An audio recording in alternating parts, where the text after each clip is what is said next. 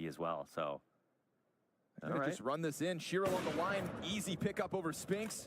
Bomb hits the ground once again. This round kind of getting away from Maus. They got to get at this. Tough one to figure out. Zontix yet to make his move. 7 seconds on the clock. And sure enough, that 1 health never going to be enough. Missed the timing on the plant. You've got to go for the wall bang. Oof, and he just got off the line. Okay, an awkward moment that shows once more Maus are not perfect, but by God, 8-4 on the T side. See if Tenier tries to sell something at B before they actually walk out ramp, but they're right there now. Torji spots it. Spinks gets the Tenier kill. Now the bomb has been fully spotted. Zontix the only player to catch a kill, and Torji good for it. His second on this bomb site. You've got Magix and Zontix in a 2 versus 3. Good push into jungle. That's low health Xerxian, but PR just finds the headshot on Magix, and Zontix now taken down to low health as well as the CTs are looking to just split in on the retake. Oh, Spinks is just, we saw the shadow, right? Yeah, follows forward, and the easy does it. Spinks up to 16 frags. Didn't expect there to be a world where, he doesn't just get back to it.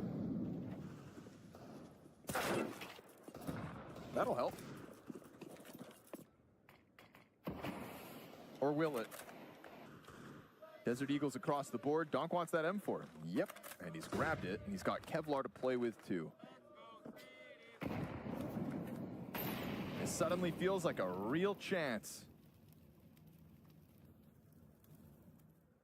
Donk is the only one with Kevlar, and you let him get in M4. And they're going to see that it's gone. Window peek, though. That's going to claw it right back. And you can upgrade the MP9 into that M4. At the same time as the commitment comes out from the ramp, it's a good flash, but Magix doesn't swing out on it. If he had, Zelex would have just covered off his teammate and gunned them down. Such a quick response here from Maus.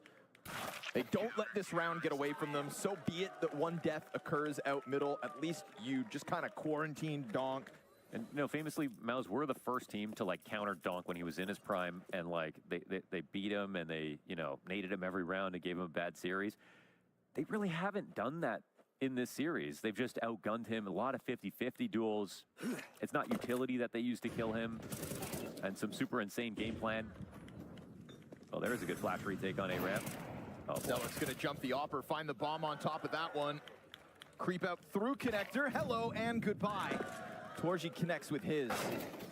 And as this game goes on, I can't help but still just be in such awe of Zelex. In his first outing with Xerxian as the IGL, the last time these teams met was at Astana in the playoffs. And obviously just underneath the leadership of Xerxian, very fresh Zelex in that roster. Things fell apart. They didn't get double digits on either of the maps. Here we are, mere months later. And Zelex, a genuine cog of the success so far tonight with Maus. This version of Maus, where Xerxian isn't the stats leader game after game, is looking genuinely solid. Is the formula for Maus finally coming together? Or is this a sign of where it goes moving forward in 2026? And then to contrast that to what Magic said, where anything except first place is a failure. 2 very different mentalities. Here we go. Trying to keep the game alive. Donk up catwalk. Some spam through the con smoke. PR is going to have a test coming his way. Trying to tap back to the cat guy in anticipation of the van drop. Reads it well, and he's only taken 40 damage for these 2 duels. Finds Shiro in the backdrop. Damn near gets another. So in a round where things were starting to get away from them, Maus have managed to find a strong advantage. An extra player and health on all 3. Zontix forfeiting cover to the bomb plant, tries to push inwards, and now Donk's got a 1v3 clutch queued up, but he's playing with the op, and if he doesn't deliver, this map is done. They're gonna let that Xerxian flank get into position. Donk surely starting to feel the squeeze as if somebody's creeping up on him, and we've got multiple kits for the retake. Xerxian, sure enough, from behind. Maus will not leave any doubts on the table. Maus will leave Spirit back black and blue. Totally whooped on Mirage. Less so of a competition than Dust 2. And now the question is can they upset one more statistic? More so than our Spirit going to come back into this? This would be a map winning streak brought to an end. I like that the desk highlighted PR's ability on this map specifically. I think their Mouse should be able to extract value from him for that reason. But this defense doesn't wind up finding kills before the bomb is planted. We got a whole lot of bodies here for Spirit and not a whole lot of positions to hide in. They're going to jump at this. Yes, they will. Smokes fade, Spinks the first blood.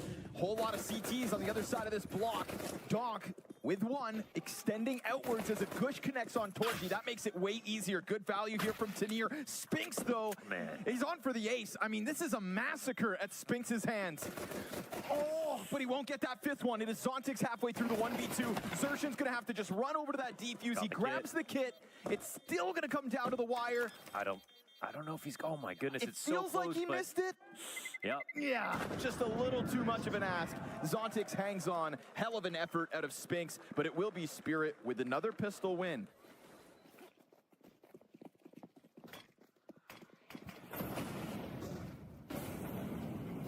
Not able to get out through that smoke. Donk just regains enough vision. He'll straight up deny Zelex, but Spinks tries to pick up that gap, and it's a good push from Torzi and Xertion to get value out of the round. Magix has got a fight queued up. He doesn't want anything to do with it, because God forbid he loses man advantage. Yeah, now it looks like they're cooking with gas. We got Torzi on a good line. Actually makes it a 2-on-2. The bomb will sneak into the A site. Shiro wants to come in kind of quietly here. And that's Donk up to 4-2 now off of a 2K in mid. So he's found his moment to strike already. 4 rounds into this third map, and Donk is showing us value. Guess that doesn't help. Donk sees this as an invitation to try to clear out Cubby. A lot of bodies, though, when he comes around that smoke. From 0 to 100 real fast.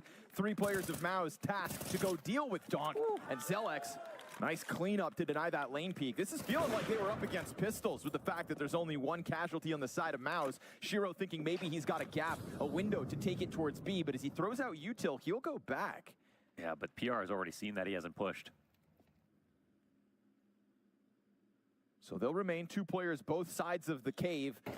It's going to be a tough job for Shiro to ever fight his way out of this. Kind of has to try, though, because he will not save now in this position. 25 seconds to make magic happen. Yeah, I was reading that it would be the high-low setup, but can't do anything to stop Zelex, who goes huge this round with the quad kill. Sees Donk's double last round. Xertion getting credit for that setup, and I mean, every part of that countered what Spirit were trying to get out of it. So double rifle by here for Spirit. They're going to try to just force their way through middle, and it works for Donk. That's Spinks dead, and Donk quick to try to test the edge of these smokes. Oh, Shiro, great denial of Xertion, trying to explore that lane, but there is a second player doing the same thing. And PR, he's gonna find a back turn. He recovers this. What a find. All of a sudden, it becomes all in from A main. The jump up gets caught, but not killed. Torji's working with minimal cover, but the 2 casualties are the 2 rifles on the side of Spirit. Another smoke, he can't peek. You're hanging on to the donut play. They're going to try to come clear out donut, but with pistols, they are denied. PR behind Xertion is everything for Maus this round. A 3v5 recovery made possible to stave off what would have been 2 rifles winning a round for Spirit. Yeah, just tripling down on that push. PR goes back into the action, winds up dying. Torji silent with the execute. Big moment here for the newest piece of Maus.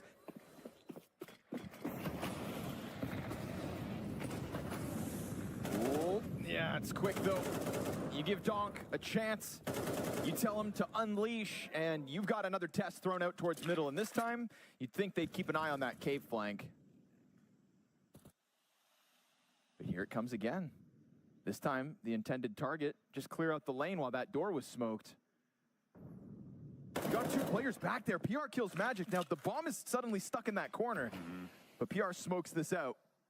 We get the climb up. This is crazy aggressive. Oh, they catch Shiro in the back.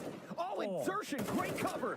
Donk's starting to get back into the round, but he's far removed from really the pinpoint. Oh, that is it. Tanir to catch the headshot onto PR to put that B site to the test. They know that Xertion is here inside of cave, but even he's playing extremely active. He's actually going to go re-clear B, which helps out Torzi a ton. You'd think this lets Torzy just take up angles. Whoa. Sometimes when he goes for those jumps, Donk punishes, but he switches into the off. This is buying time also for Xerxin. This base of ramp. Donk didn't see it. Now that bomb works its way forward off cave. Will they anticipate such a move from Xerxin? They're playing with so much information. They know he was here. They are certain he was here, but back turn to him, and he gets back into the cover, dodging Donk. Oh, Xerxin delivers both. Mouse do it again, and they find themselves in the lead. A triple kill from Mouse's in-game leader. That's somehow the craziest round win yet. But even just if we have a close first half, this game could wind up getting tight. We were talking about blowouts back at the beginning of this best of 5. And so while we watch Spirit kind of get into gear somewhat, a competitive game doesn't mean they still win this. Finally, just for the first time in this grand finals, testing Mouse's limits. PR forced into the duel to the Tech-9. He'll drop no kill to show for it. Xerxin's taking damage, and now Tanir on a Tech-9 alone has come up with a 5v3. Zelex keeps the pressure on. A single frag from him. And they have managed to find footing on this B site. What's the retake look like here for Spinks and Torji? They've got utility to make this uncomfortable. They will flush one into the fire. First frag's easy. You could smoke the bomb or cave. I mean, yeah. They'll decide not to cover the bomb itself. That's going to bring in the next duel. Donk's dead, and you've got Shiro now, capable of a clutch, but with no vision. He may just bank on wall bangs. Yeah, just got to. This could still get scary. Wallbang damage is there. Torji now low, 20 HP with the kit. Gonna force Shiro's hand. Tech-9 spam from both sides, and it is just a stuck defuse. The right tools for the job, flushing each of those individuals into fights they didn't really want to take. Mouse just unravel that post plant. This is really turning into an incredible CT side out of Mouse. Ooh, I got PR playing the tall box. Not a bad spot to be versus a fast A play. Eats the flash, though. He's been found. Still deliver. Another dink. Zontic's down to 14. Weird, because those first couple bullets just fly towards PR. No, they shot him, but he got flashed. That's what interrupted it. Xerxin, look at this push. Yeah, Zontic's just a sitting duck, but that two-player push into the A site did open a door for the bomb to go down. And we're at that critical point of what's left in this half where Shiro and Co., they just need to try to hang on to the bomb plant. Man advantage for Mouse earned and a heavy flank. In fact, not one player retaking from the CT side of this bomb site. They're gonna smoke off the long side. Donk towards the ramp, gets a second kill in this 3v4. Cuts down Mouse to size. Shiro gets his, and that's what they needed. A chance to just plant the bomb and also breathe. A bit of a late arrival from Mouse as they were preoccupied with that early A hit. But like you said, it's not too late for him to have an impact on this series.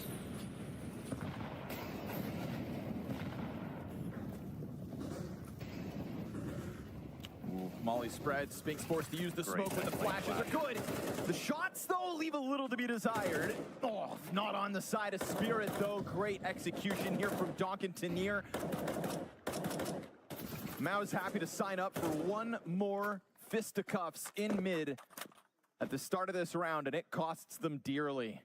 Tanir and Donk barely survived that clash, but they have got this B site under wraps. I saw Torji leaving.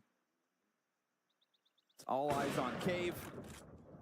Finish off PR, and Torji freed up to try to win this, but a deep push in from Tanir is going to put it on ice. Another moment here where Spirit make it slightly more interesting right at the tail end. 2 to close out their T side.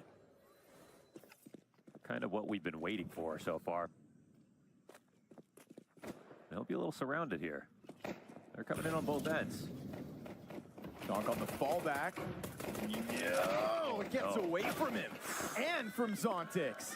Xerxin leading the charge, kills 2 on the approach. And Mao's picking up a pistol after having given a few away. We didn't see that. Tanir can't collect one either, so this has been all of Spirit coming up empty-handed in the pistol round. A moment where Maus will put Spirit right back into the pot. Temperature rising here in Malta as Maus inch their way closer to that trophy lift. No kills here for Spirit on this pistol. May the true test begin.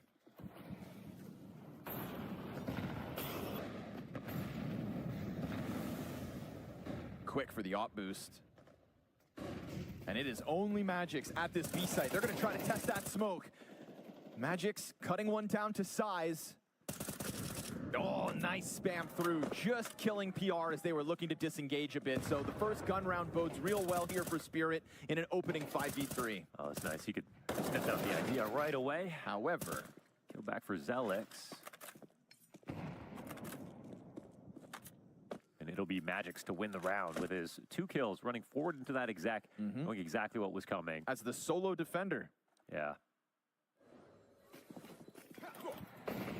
Fresh idea out of Mouse in the follow-up, considering they're able to buy easily in this one.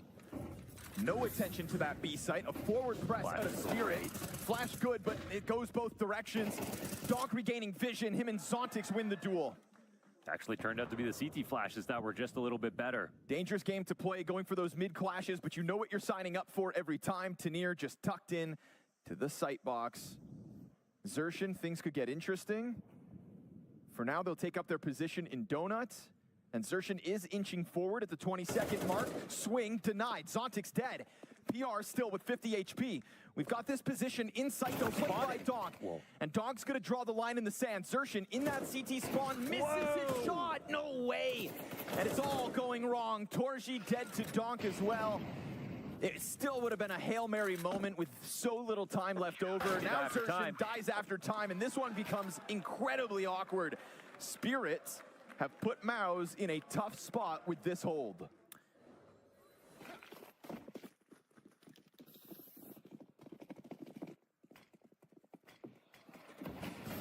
Another mid-fight. Oh, Donk makes the jump. Yes, sir. From the top shelf, Spinkstall recovers. Back. Kills Zontix. Those flashbangs set him up, but as he tries to extend in for another, Tanir, last piece of this mid-hold, could be going into a duel versus the bomb carrier in a moment. Instead, he will disengage, happy to try to hang on to this 3v3. Torji on the walk-up's got a teammate right behind him. It's him and Xertion operating as a duo here in mid. And not only does Tanir have to hang on to the donut play, but he's also the only A-site defender. It's another trade. PR gets his on B. Magic's activating. He's missing his spray. He's confused. Torji starts looking the wrong direction. What an aggressive play. Magic! Oh my goodness. 2K clutch offered up. Woo. Absolutely frazzles Torji. Doesn't know which way to look. I don't know what was going on as a J.R. Smith moment there for Torzi. Another round where Mouse will be operating with less. Another round where Donk takes over middle to no contest. Early numbers at A main. It's an Opolis Shiro over towards that A site. Xertion's just chucking a full fake of utility into this B site, but there's already a press down the ramp here for Magix. So he'll kill Xertion. This is going to put the A site on guard. Shiro from the back turns into 2, made easy. Spirit are on the brink of securing a 12th, and with it, 3 map points. Their win streak on Ancient about to be extended, as this T-side out of Mouse just simply can't break through. Finally, in this grand finals, we get a showing out of Donk, deserving of a best of 5. He'll be killed in this one as the 2v5 recovery begins, but it's a hell of an ask of PR and Torji. They got little to lose here, so they will fight for it, and Shiro continues to collect kills from inside sight. He's going to go for the next one, and he has got himself a quad kill for the road, trying to extend this game to Nuke. Got one of his best rounds so far. Spirit reading this correctly with the 4-player B setup. Problem is, sometimes if you play inside cave, like, every position can be smoked or mollied out.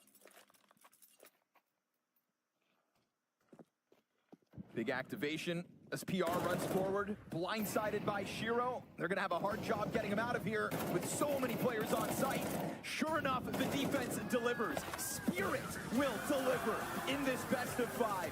A rock-solid defense to extend their streak. They refuse to lose on Ancient, and they refuse to be embarrassed in this best of 5. And we're all hoping for cash now at this point. Doesn't waterfall. Donk with the first chance. 2 players in front of that duel. Oh, PR, nice little crouch approach. Yeah, monster stuff out of PR again. Stays mobile to get first blood in this pistol. Why does Zershin know he's going to come back? Oh my goodness. He just does. My word, what a read from Zershin. Couple of beautiful taps out of Maus for the 5v3. Shiro's Berettas. Still a part of this A defense. Very much aware that Heaven is going to get wrapped and that this A site could be threatened from above. So they go for the hut push. The second player inside of lobby now, trying to clear out one side of this so that they can turn back. Shiro confirms a bunch of numbers. 2 from main, at least 2 out from Heaven, and he is only able to cut 1 player down. Certainly not ideal for those Berettas. As Zontix tries to creep up vents, he'll make some noise to let them know. And that is still bomb planted, no challenge, backsite.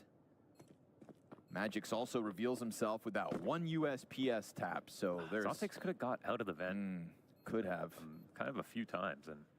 Goes for the long journey. Oh, that's a nice shot. Not bad at all, but unfortunately here, it is Zontix suddenly alone in a 1v3. No kit for the play, and he took that long road to wrap back around Secret. Now, the fact that 1 player's along this wall could have just given him an easy kill right there.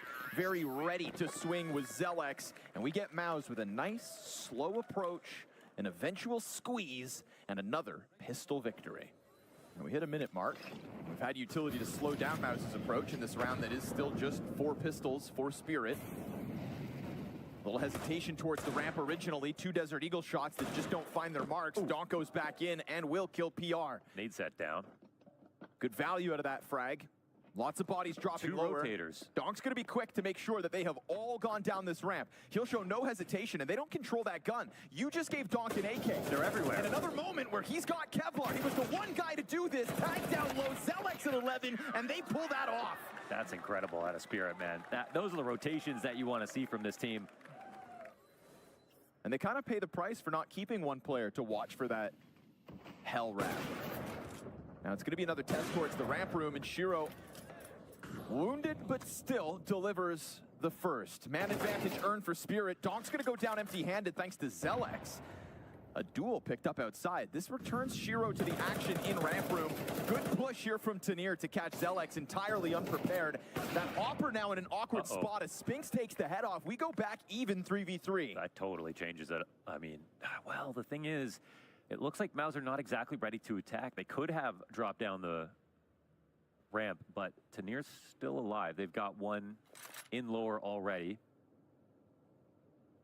Late squeaky at 30 seconds. It's a classic maneuver, but they're coming out of hut at the same time. Yeah, it's Tanir downstairs, and this hut arrival for Magix.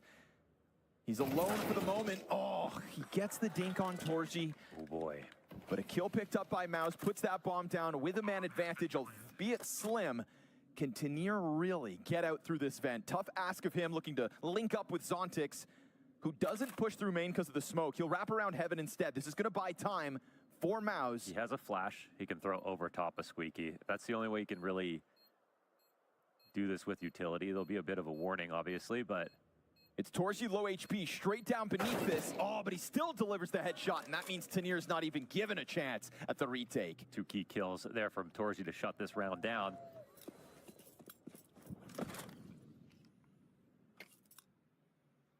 Cold starts. Donk is 5-7 in pistol rounds today. Oof, God, the numbers of his teammates even worse. Damn, you had to throw them in there? Yeah, I mean, no, sometimes B-Tram's sassy.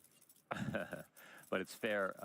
Yeah, the stat for Tanir earlier was that he's more inconsistent than Magix and Zontix with above 1.0 ratings. I think the time frame was like the last 3 months. But it's just that you see Tanir sometimes, he's having takeover maps. He's finally starting to get really comfortable, it felt like, within this team after getting shuffled around for a lot of spots, but he's still very inconsistent. There's a lot of smokes outside, but really no action around it. A few spams here, so be it. Zontix, open floor, loses the fight, and no assistance because Shiro's a little further back.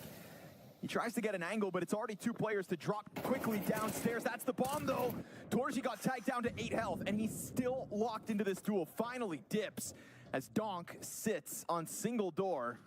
They may have taken over control, but the secret approach is going to get cut off with damage. Still, Xerxen wins these fights just barely.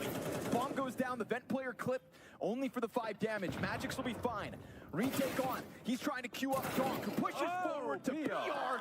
It's a guillotine from the AK. 2 headshots collected, and a 1v4 from Shiro, now found out to be upstairs. Man, you Dude, see that any point. They could have lost a lot of these fights, and this round could have been a flop. Oh, totally. Even up to the point of Tanir's second kill, there's a chance for Spirit to technically try to go for this. But with that 2K, there's obviously no chance.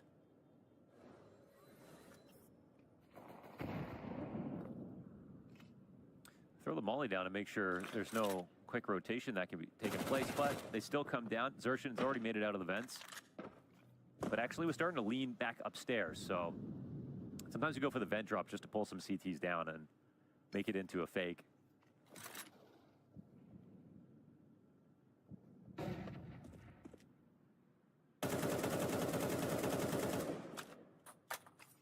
Oh, crazy timing for the wall smokes. No way Spirit are going to be ready for that. 5-7 sent downstairs to the doors, swinging wide. Shiro will win the fight over the MAC-10, but careful, because that AK's here. Shiro's trying to set it up. Donk gets the double.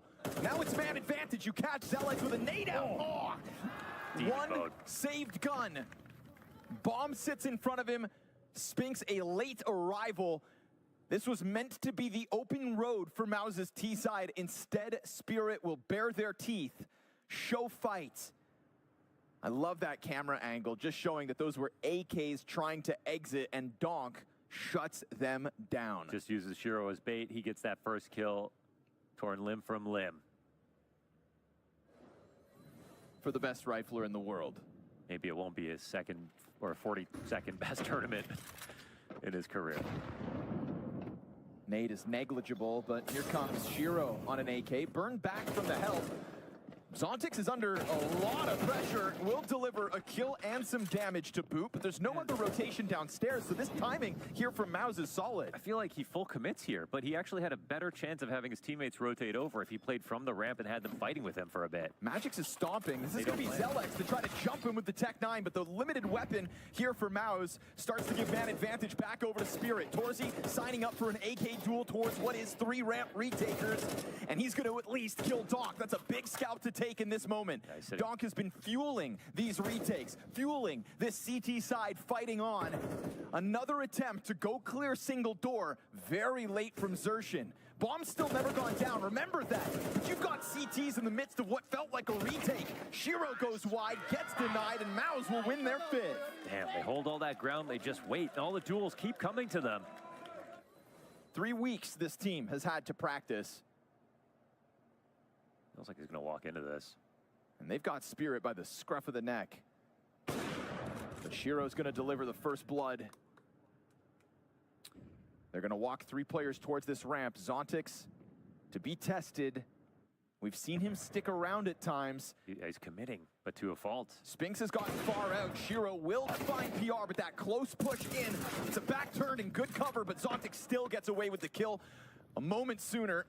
It's a great rotation from Donk. I wonder if this was heard earlier.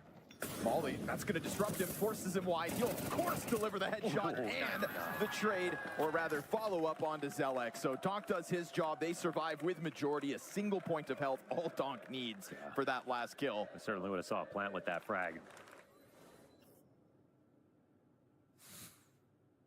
You know, my humble advice, if you're going to carry a bomb at any point in your life, spin it on your finger. I would advise not to. I'd also advise maybe not carrying bombs, but you can't stop the youth. PR going to try to move that down to the plant. Hey, they'd love the money, but it's going to be on full display to Tanir. Is there a chance they win this now? No, they should never, but the Glock got another. Settle down. Spirit, it's costly. Certainly made Spirit sweat, I'll tell you that much, and also really makes them reinvest. Still a chance Mouse can break down the doors. We haven't seen them go for this A attack in some time, so looking to transition back to it with the execute. You got Spinks out squeaky already. Donk made awkward. Magic's SMG's the limitation. Shiro from up above gets the trade back, but it does cost them their player in sight. And the trades are fantastic here from Maus. They make the difference. 2v1 earned by a headstrong attack into that upper hit. Damn, so watching that from Shiro's POV, he gets another multi-kill. But, I mean, Zontic's gonna have to win one of these retakes eventually. And you know he plays him slow. Spinks is the one member to post a multi-kill this round. Are there any kits for you? The kit's over here. He gets Donk to start. Zontix, it'd be a long journey to go grab that kit. If you're playing versus Zontix, just duck. You know, like he will work it very slowly. He's got it, but smoke doesn't actually cover the bomb. Oh, this is awkward in the middle of it now, but he still tracks down Zershin. Ooh, needs that kit. Hasn't picked it up. 10-second defuse, and he's missed it. Even with these kills, nothing he can do about it. If the kit was a little closer, maybe. But a slow burn means this is Maus' 6th T-side win. And that's all that matters to them.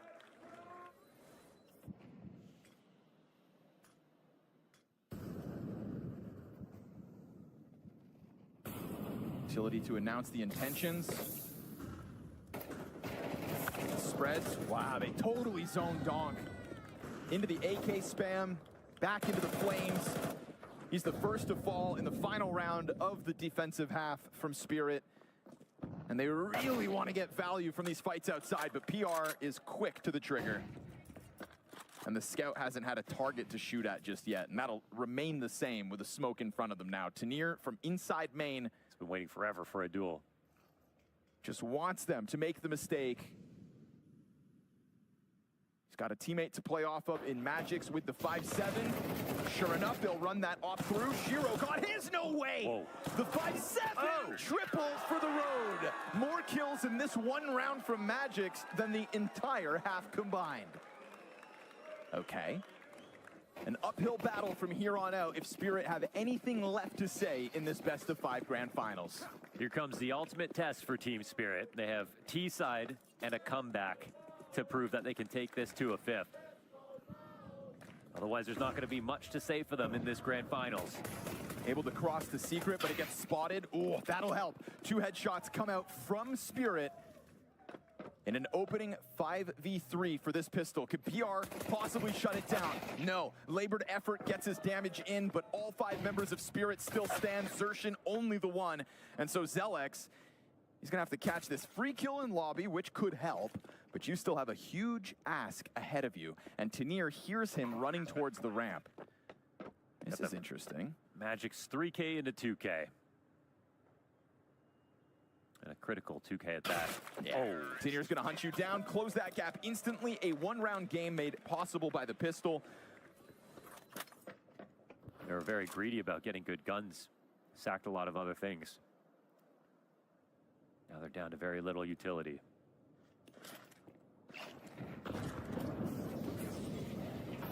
Nades fly through. Zontix can't see Jack. But Spinks, blind, is covered off by Zelex. Big coverage from the back of that bomb site to keep all 5 players on Maus up. PR trying to just slip into the back site. Good off ankle. Delivers the double kill. Drops the bomb. And suddenly puts what's left of Spirit in a tight squeeze. 2 versus 5. They find their first. And as they shuffle downstairs with 35 to the clock, this is a very separated Team Spirit. Magix remains outside. So quite a risky buy here for Maus, but it looks like they were correct about everything. They have all the good guns. That helped them get their multi-kills. And it looks like they might win this one with 4 up. As they're setting up that upper hit, you see that upper wouldn't have actually been a bad spot to go. They sacked a player to try to get into secret, but smoke in front of him, frag on his belt, AK in hand. It's all eyes on PR, but him on ramp, he's put up some very, very good holds. Oof, utility makes it uncomfortable. He's stuck into this wall. That's fine. He'll regain vision, and he's got Torji to tether off of. But Torji doesn't go back in for the second shot. Zelex will just crank the dial, kills Donk again inside of the lobby, and will send Spirit into a tailspin downstairs where Maus have comfortably rotated already. But Spinks gets whittled down to a quarter health. Zontic's on the brink of finding that duel. Off, though, in front of the window is just simply Xertion's victim. And no chance for Zontic. It's majority alive out of Maus. It's a bottomed-out economy, and it's a chance to sprint to this trophy. Just barely missing that gap. Xertion's going to hear this. Tanir's pushed through. He's waiting for this duel. Oh, and he lands the headshot. Tanir surrounded, so can't get more value out of that. Too spotted, go for that plant. Great distraction to put that bomb down on B. Inside of Hut, they win another. Zontix has found his. This was meant to be a smooth sailing moment for Maus, and instead they have a difficult question. Do they even want to chance this retake now? They're going to come find Zontix. That's kind of the first step. You know, Zontix needs to, well, he could be dropping down the vent, though. They're saving. I mean, yeah, I don't even know if they're, it makes sense to try it. What a steal. Another Game one. on. 3 rounds in this game. Spirit have won while saving.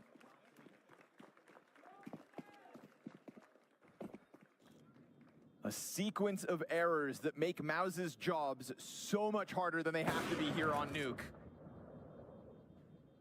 They will not give up the guns they decided to save, but they do let Spirit tie this game at 9 rounds. Chucked out through that squeaky door. And now the execute with the molly, interrupted by a smoke into squeaky. Again, this is Spinks to try to press up against his opposition. He's gonna go for this.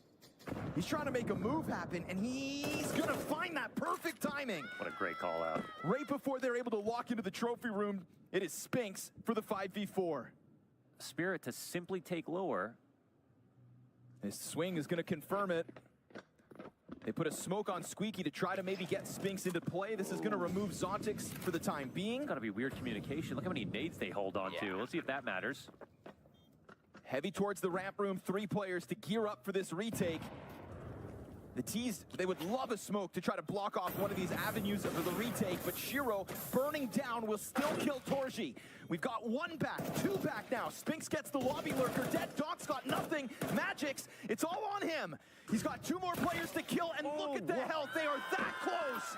But it is Xertion to come up big with a triple kill moment. Oh, that would have been easy for Magix if he got that first frag.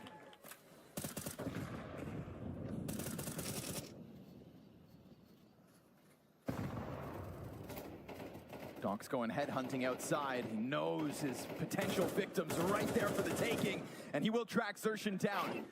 Heaven player whittles him low. 7 HP is all that's left for Doc, and we've got this main player who's just not making a move.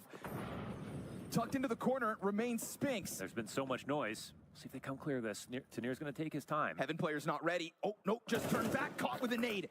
Spinks finishes off what he started towards Donk. Magix has gotten out through the hut. He sees the barrel towards main. Zelex's position catches him off. And now it's both these 2 T's remaining. Known. Torji jumping Glock shot. But he's going to slow the round down. This is Shiro with a bomb at a health advantage 1v1. Has to be the clutch. What's the play, Torji? A lot of grenades. Shiro's got the time. That 1 HE won't be enough. No fake. And Torji doesn't throw utility, so the potential for him to have repositioned is real, and Shiro knows it, but he still seems worried about Heaven. Goes to lock into the lobby instead. This is Torji already with a kit. It's Torji with a smoke as well. He's got a plan. He has that smoke. He knows that Shiro is going to move with that much space. It's information offered over. He is sitting on top of the hut. Is that door closed? Flashbang not thrown. Torji still hanging onto that smoke. He's going to drop it on the bomb. Flash out from Shiro to confirm his position. Torji fake defuse. Tries to spam through it. Nade to expose him. And Torji's out of here. Never given a chance. Shiro simply dodges the duel. And that is going to clean both players out of the round. By God, we are tied again. Yes, and off the clutch that goes Spirit's way.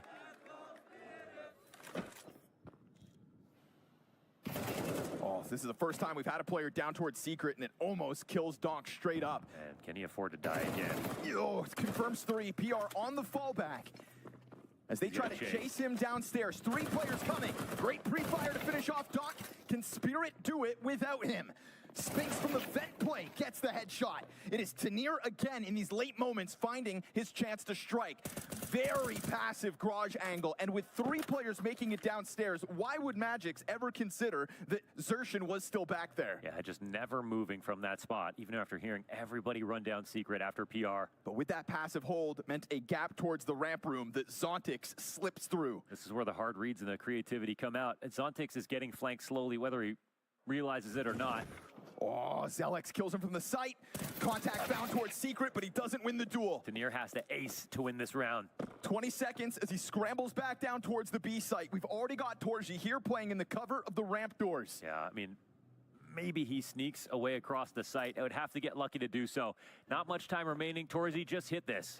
And he does. 11th secured out of Maus. Money is gone here for Spirit. It was both teams up against the economy playing for this 11. Yeah, that's bone dry in the pocketbooks. That's Spirit who came into that round with 2 MAC 10s.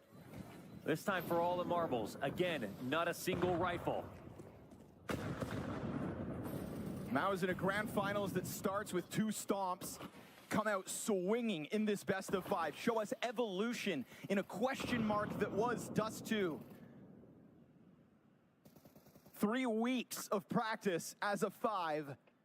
And we are watching their evolution before our very eyes. It's an opening kill from Xerxin, an off angle, just different looks outer to try and solve this problem. Whether that's the challenge out of PR out through secret, whether that's this time Xerxin's new spot, it puts Spirit in such a daunting position. Pistols in hand, nades to play with, but a grueling man disadvantage. 4v5. And this one might come towards PR. We'll see. Donk making headway outside, looking to wrap into Mini. This is going to force a hand from the M4, but he just leaves, and it's not held by Zontix. Top hut player dealt with. What in the world? Beautiful shot to try to kick it off into that A site, but the ramp play goes south. Leave it to PR, newest piece of Maus, to get his hands on the final round that Maus will need. This team took a step back at the start of 2026. Such a mainstay throughout 2025.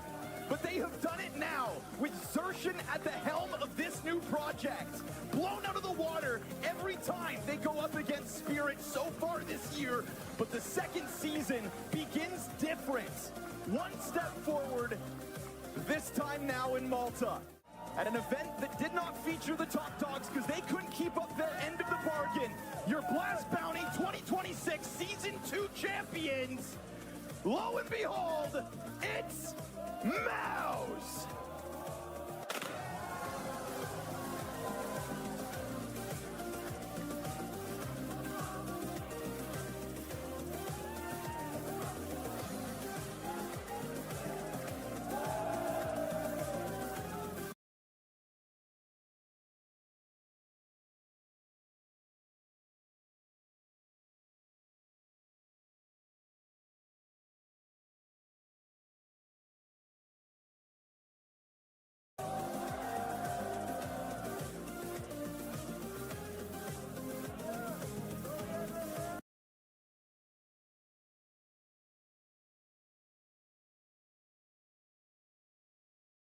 Olsun tamam. Koray hoş geldin. Aleykümselam. Rush, right? Ayberk'im katıl üyeliği var ya. Katıl üyeliği yayının altında bir şey olması I lazım. go Katıl first, I need üyeliği. armor, bro.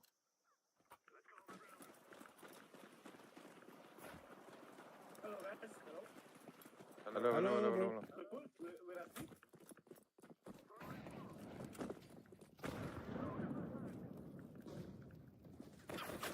Yani Amora yani Ya smoke.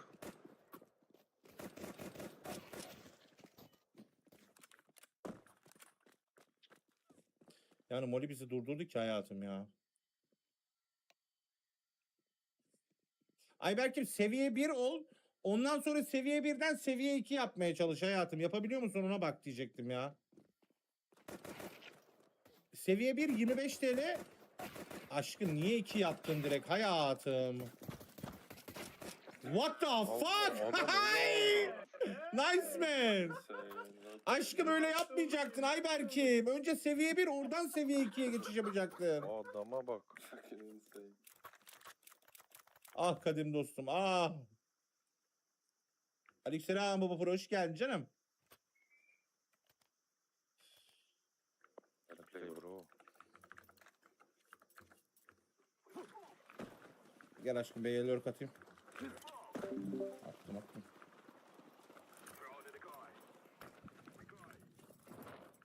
Tamam sıkıntı değil Ayberk'im tamam sıkıntı yok aşkım.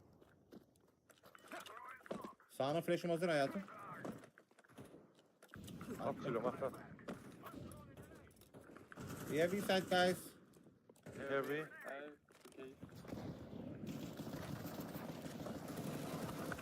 What the fuck, there's a chaos!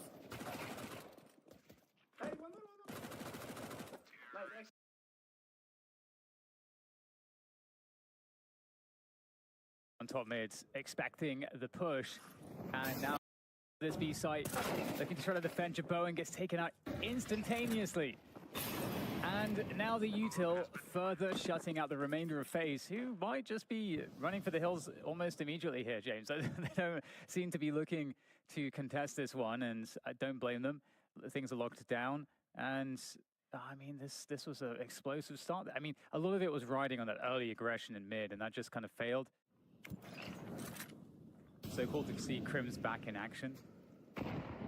Didn't think that would be the case. You know, I thought that Crims was going to be on the way to retirement. So really cool to see JW pulling him into the roster, and Crims showing that he still knows a trick or two, taking down Frozen. Netu there with the response from Catwalk. And that does even things slightly, but you got to give the edge to Eyeballers. 4 versus 3, a minute to go, and that is a massive equalizer from Netu there. Yeah, that's a really important duel. You can see the urgency coming through from short to find a way back into the round. Not let it slip away too far. 43 seconds on the clock now. JW scopes in just as those flames die. I don't believe anyone's close enough to hear that, but he doesn't know that for sure.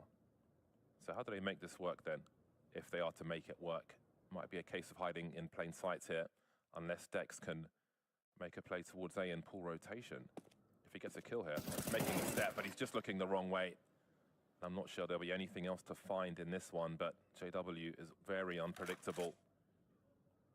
In quick scope territory now with 10 seconds on the clock. Do you commit to this? If you're JW, you do. Gamble is being made, and they choose here to deny the bomb plant. There'll be an AWP for a certain Jaboin as well. No one's showing much of anything. How do Jacob and Frozen respond now to this utility? Again, Twist does move towards that CT position, so they have somewhat of a crossfire, and they still do. Does Jacob stay quiet on Tetris? No, he has to get into action and drop Dex as Rolf is eliminated by Twist. 4 on 3 now as Youngster tries to make it happen. Fragging well for Eyeballers so far, but there's much more to do on this bomb site. Yeah, tricky scenario, 20 seconds to go, and the CT coverage from FaZe right now is a problem. 2 players fighting, getting the bomb down, very, very challenging, but it will be planted by Triple, so we'll see how much more action can happen here. 2 kills quickly there, over the top of the box. Jaboin now, the last man standing. AWP coming into play. Has to go aggressive. Good damage from the HE, and JW playing that deep position in Catwalk. It's going to lock things away for the FaZe side. Really interesting how much of a cerebral round that is, especially like if you're 5 Ts in mid trying to figure out where your opportunity might be. JW finding one early versus the Pistols in round 6. I was thinking back to that play in the 1 versus 3 into the B bomb site with the AWP, when they may have been conscious of a lack of AWP on that CT side, but he wasn't afraid to make the play, and that's JW all day. 5-7s were very deadly yesterday. Jacob finds 2 on the ramp, and this one suddenly becomes a lot more difficult for Eyeballers. That's a problem. That's a really big problem here for Eyeballers. You've lost key players. You kind of need you need numbers to get through these initial choke points, and now they don't have the luxury of those numbers, and we get advantages being taken as well. The big rotation through T-spawn there for FaZe. It does put a clock on Eyeballers' play, because they're going to get flanked very, very shortly here, and I don't know that there's much that they can do about that. There's surely no way they even expected this coming. They've got to speed things up here, but actually looking for it potentially, but the deep position from Netu is causing an awkward fight here. Although JW will be able to handle it. 40 seconds left. Still some time for this one. Rolf shuts down Jacob and Ticket. And now finally, it does look like Eyeballers might have just done it. There we go. Evading. Absolute catastrophe there. Yeah, that was mega, mega awkward. The tease from JW, a threat of taking connector. Does that suggest an A split? The bomb is heading towards the B apartments. There are 3 players heavily defending this A spot. And now things escalate in favor of FaZe. 3 remain. We still have JW lurking along that short position, able to drop Twisters. They too will have problems as well. Wiped out on the B bomb site. Eyeballers force a plant again. Oh, that's a nasty flick from JW. And now Jaboin's the last man standing for the squad. Up close, he'll drop JW and be in a 1 versus 2. Does he pursue this one? Doesn't look like he does. My word. That was an unnecessary, like, ridiculous shot from JW there. Oh my. Okay, so Eyeballers bringing it straight back here, and the money's not good here. Jaboin really does have to hold on to this orb. Doesn't look like it's in any danger, so no worries on that one. But Eyeballers, you know, definitely doing a lot with this mid control, I got to say, James. You know, they've been putting a lot of emphasis on mid, and they really are finding a lot of value out of it. I do wonder if we'll see any potential from FaZe to try to shut it down, as they haven't really. I think very early we saw them try to throw a body at mid, but other than that, they've been very passive around that position. So I could definitely see a switch up coming in one of these future rounds from FaZe, just to disrupt these smooth openings that Eyeballers are finding in mid. Yeah, I feel like FaZe have to feel like some of these rounds are slipping away from them. Like, they'll get some frags in the mid round, but then Eyeballers will cut noise, and heading into that late round stage, they'll find ways to get onto a bomb site. Which will definitely save some money for the squads. Right then, the Orcs are back. 9 frags for JW, 5 for Jaboin so far. Holding the angle as the rifles close the distance. And there will be trades. 4 on 4 very early indeed. 1:30 for Eyeballers to stretch FaZe a little thin. And Eyeballers mixing things up. I mean, they have lost mid though, so the info is there for FaZe. These are some good positions here to cover this approach from the apartments. Youngstar getting shut down, and now plenty of warning. Everybody set up and ready. Jaboin there from Catwalk as well. All perfect gun for this one. It gets some good damage. There onto JW, the AG to finish it off. It's crazy that he peeks into that. He just doesn't care, but that's why I love him so much. That's wild. Crims needs to keep them spending. You can see the money is lacking for FaZe. So they need to keep the pressure up by getting a few more kills here. And he will certainly do that. This is proving very painful indeed. I think he's got to hop onto the balcony to collect that bomb. And there is rotation coming through from Twist in that respect. This has suddenly become winnable for Crims now. And they don't know where the bomb is. Won't matter anymore. Twist will finally stop the bleeding. But that became high pressure real quick.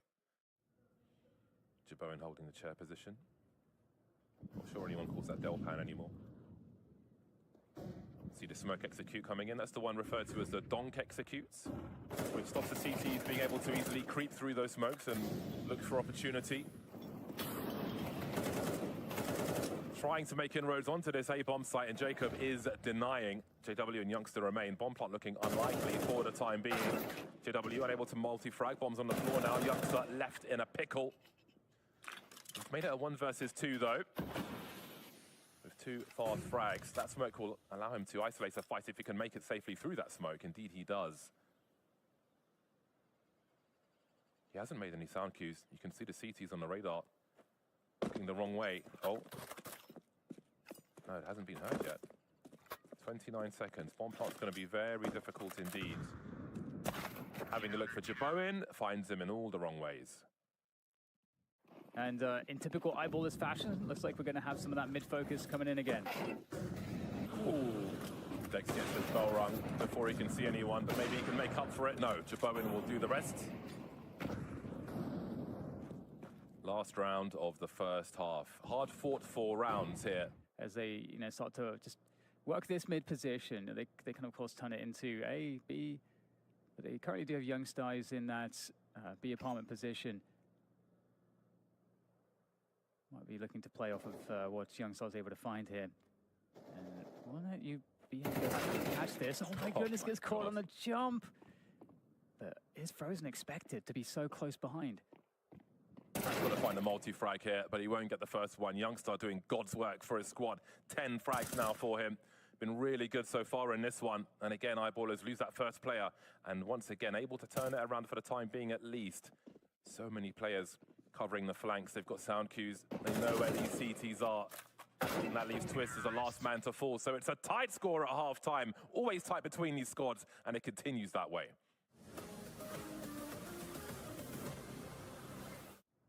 But maybe we'll see the problems on the CT side, if there are to be any.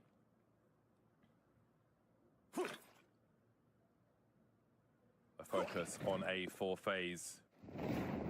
Oh. Well, it'll be okay in the end, unless it won't be. Dex drops Twist as he makes his way out of the palace. That's the bomb spotted as well. Awkward position to be stuck in. Makes it onto the bomb site at least. There are smokes. There's opportunity now to plant this bomb as they force the CTs back in CT. Oh yeah, looking really good here. Youngstar taking down Frozen, and everybody's dead. They're all just dead. Very well played there. Youngstar really delivering for the team.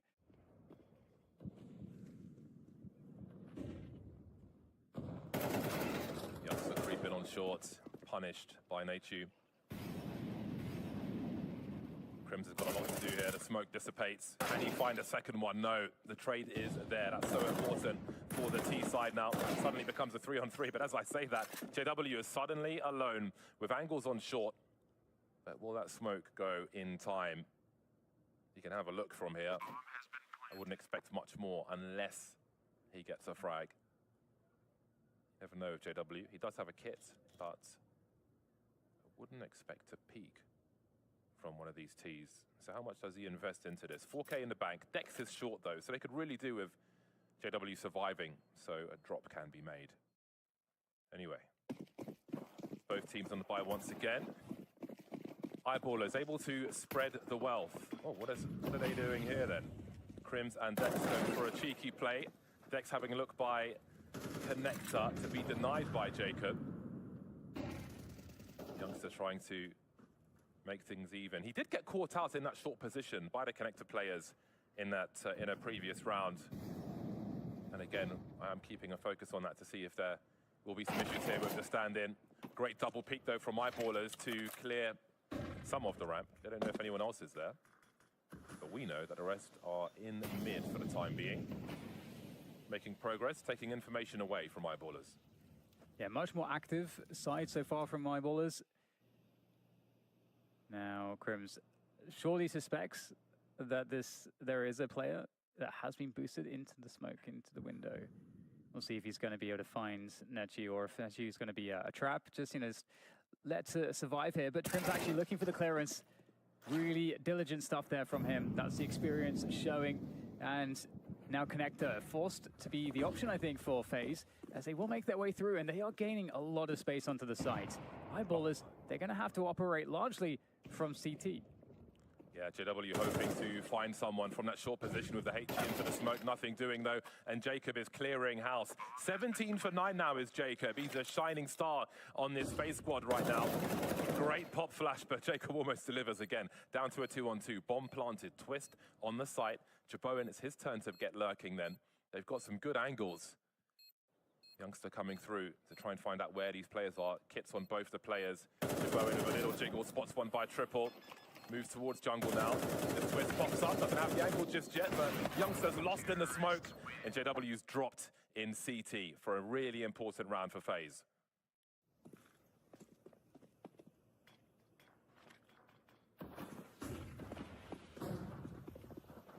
Really prompt executes. But as prompt as it is, there are essentially 3 CTs here, one isolated with that smoke now. Rounding into a different corner, but what do they have to fight with? Not much. Pots and pans, really. And FaZe aren't that kind of hungry. 2 remain. Maybe there's an exit to be had with Crims holding a Desert Eagle, but that's the only note in this round, really, for Eyeballers. The score is soon to be tied. I'm sure they will be thinking about the rounds to come already. But again, Jacob's having a standout performance at present. And as is Youngster, actually, they're tied on frags at the moment. 17 apiece. Jabone. We saw this from JW on the first half as well. They will be wise to this. I do wonder if they're going to try to target Youngster. Maybe things being a little more clunky on the CT side for Eyeballers. That's a great opening from Twisto onto the AWP JW. Still lurking now as they look for more decks falling on the A-bomb site, and this round may be closed up pretty quickly. MS12 can do more, but there are so many man on road for FaZe. Nothing for Crimson Youngster to do. It's getting really expensive for Eyeballers. This is going to set them back pretty far, I feel like. Yeah, that first kill from Twist, that set the tone for the rounds. Very explosive. Rolf is going to be isolated here, James. He's going to be stuck in shadow with no one to link up with because he's going to get smoked off. Okay, he goes for a play and he gets taken out. That's not a good start there for Eyeballers. Yeah, that's a rough one. Only half the team here on this A-bomb site. And in comes that utility. JW having a look, spotting one by Tetris, but they're a little helpless at the moment, our Eyeballers. Need to try and hold this out, and there's going to be a lot of spray coming their way. How does Dex find that one onto Twist? Smokes are gone, bombs not planted. We've had a bit of a pause here, which might not look out for FaZe. There's a lot of CTs in CT, instant trade onto JW falling. But they are fragging out. Back and forth we go, though. Youngster looking for another multi-frag. 2 so far. 30 seconds on that clock. Still alone on the bomb site. Bombs down near triple. And FaZe are wondering where Dex is. Creeping through Connect, but Jaboen's ready for the challenge. He can hold an angle now as maybe Frozen gets active. But they don't know where Youngster's gone. He is position unknown to a degree. And we're approaching 10 seconds to get that bomb planted, and Frozen hasn't even picked it up yet. A big swing and a really important duel one. That's why he's on the squad. Yeah, it's so tough to lose the first fight every single time. Especially when they do kind of need to go active, and looks like they're ready to kind of jump on this mid play. There we go. Okay, so that's that statistic. I guess the production team kind of cursing the game a little bit there, but in through the apartments, onto the site there. Crims able to take down Jacob. Crims with a double. Massive performance there, bringing the Eyeballers back into this game with a chance. Nechu circling around the site, able to find an extra kill, but Jabone now alone with the AWP up in the apartments. Makes it a 1 versus 2, but with 17 HP, position known. It's going to be very, very challenging now to get too much more value. Lots of outs, but JW gets it done, and Crims activating on the defense there. Yeah, good pop flash play there, clearing T-ramp. So unless there's a T that would be much deeper, they can kind of assume that, hey, okay, maybe it's more of a B lean off the mid default. Gathering around Connector, looking for the defense. Well played from Dex there, deflecting Jacob. Nechu as well, going down in the B apartments, and Eyeballers suddenly looking quite competent on the defense. Frozen unlocking things towards this B site, but Youngstar again, 2 kills, leaving Jabone alone in the apartments. With 40 seconds left, and again, the position completely compromised. How on earth does he find his way out of this one? So a save could be an option here. But that may be one too many sound cues. But again, as I said earlier, they've got a lot of money. Wow, he's still alive. That is really impressive movement. My word, that's Henny levels of movement with the AWP. We'll see if he can survive. He can buy regardless, but I think it is worth holding on to. Jacob's the one man who's a little short on money, so it just makes it that much easier to spread the wealth. Youngster's got the AWP for JW in the meantime, and Eyeballers creep forward. In large part, you know, we saw that pop flash play into the T-ramp, you know, that gave the info there for Eyeballers, and just one more round to secure overtime. Dex it over the smoke as much as he can on the fence. Oh, it's a good position, but still gets taken down by Twist. Fast moving round. FaZe looking to surge onto this A-bomb site carefully. You can see Twist is lurking. JW's wondering. 4 on 3. Advantage back in the FaZe camp.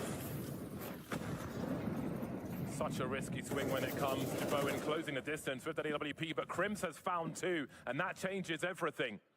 Bomb is on the floor now, in the middle of that bomb site. Twist has been lurking this entire time, but JW's a non-believer. He knows there's some nonsense happening, and he's waiting. He's been waiting this entire time, as his teammates fall on the A bomb site. He has to appear, and he does at a perfect time. Eyeballers are not done with this game just yet. He's 23 and 15. He's absolutely crushing it on the server right now. The stand-in for Eyeballers. Overtime between Eyeballers and FaZe. Again, it is a derby between these two squads. Said it was turning into one at the beginning, but I think the derby already exists. Very well-managed teams. Oh, Dex just showing a bit too much skin. JW is able to keep the numbers even for the time being, at least. Frozen fishing for something now, finding one by the toll booth, buy ticket, down he goes. But there is a trade. God, these numbers, they just keep falling like flies. FaZe are everywhere with these AKs, causing so many problems on this T side, which I'm sure Eyeballers can't wait to end now that we're in overtime. And, okay, they're looking to go for a pretty fast-paced attack into the A sites. It's gonna send it. Absolutely devastating speed there from them. Up for the T-ramp, wrapping onto Rolf. Look how quick it is. Twist takes down Dex as well before they can even respond. A quick shot from JW, but the entire site's been completely compromised. They don't have any time to adjust. There are a lot of problems around this connector area on both sides, it seems, for Eyeballers. There's a lot of jewels being lost. Dex is having a nightmare of a time in these recent rounds. Just being overrun. It's like a stampede of FaZe players in this particular round. Eyeballers unable to contest on their CT side once again. That AK could be a difference maker. That's no small pickup with the way FaZe have been wielding them. So that'll be a nice one for Youngster to hold on to. But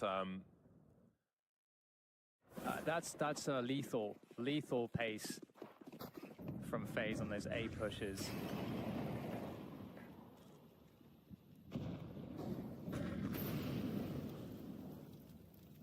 Standing on the shoulders of giants. Beautiful. Again, the nightmare for Dex just continues.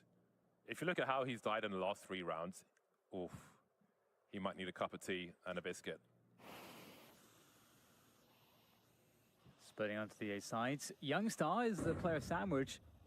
Youngstar might be the difference maker here. I mean, it might all rest on what he's able to do from this position, but is he going to get an opportunity? Okay, there we go. First kill. There's that AK you were talking about. Players on both sides. Another headshot from Youngstar. Delivering really as much as he possibly could, but it doesn't seem like it's going to amount to too much because everybody else is basically dead. JW could be in for the worst timing ever. Nice flick, though. Good reactions. Back into the window we don't go. Baited.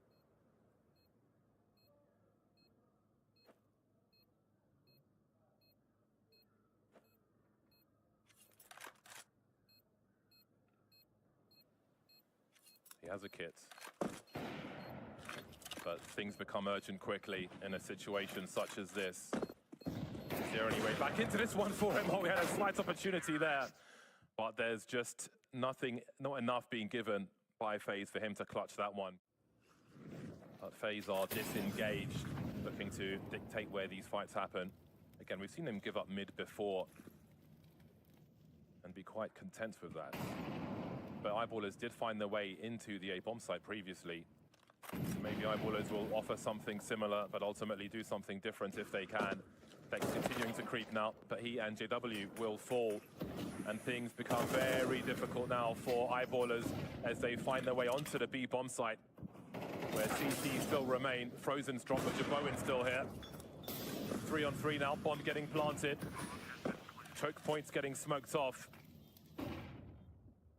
Can Twist do anything then to help his teammates out? That's a really nice start onto Youngster. Crims falls as well, and that's gonna be that. FaZe will take Mirage over Eyeballers. A strong back and forth, but they just ran away with it after regulation. Yeah, statement overtime, you know, continuing in the form that they had in that second half. Those T sides were devastatingly strong, and it's going to be really interesting to see if the form continues. Let's see what the desk has to think. Very entertaining game of Mirage, though. lessons to be learned by both sides. It could be 1 and 12 and you still believe, James. I would if it's eyeballers. JW. I will always believe. I'd believe more if he gave me a jersey, though. Youngster having a look from short. He could be in some trouble. However, maybe it's Crimson to rescue. Just the one. Close to a second, but not quite. Youngster falling back then. An explosive start to this game of Dust 2. Second map of the series. First game of the day. Plenty of CS to come. 4 on 4. Minute 10 on the clock. FaZe will ask questions of Long then. We've got Jaboen, who's got a P250, which will be important at this kind of range. Wow. And it gets to work immediately. Eyeballers now losing angles on this A bomb site. That could be a promising HE. Twist will eat some damage. Still got a lurker by those mid doors as the bomb site is taken by FaZe. Okay, 3v3. A retake from Catwalk here for Eyeballers. See if they can get there in time. I don't know if there's really a kid anywhere to be had, so they're going to have to speed up the action here and just look to try to barrel down these players. There's a good start there. Taking down Jacob.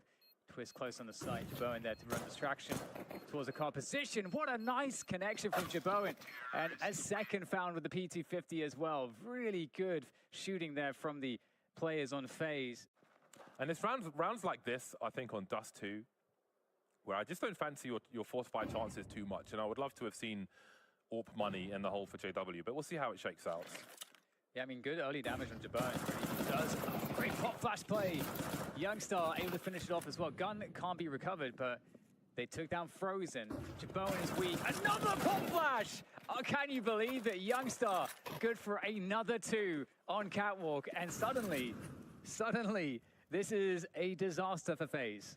Pushing through B, but what can they do here? Nothing. There's 16 seconds on the clock, so I was talking about JW in New York, but of course, they'll just win the round. Yeah. But again, I mean, let that be a lesson to you. If you see especially on a map like Dust 2, you've got plenty of... Oh my word, he's jumping as well.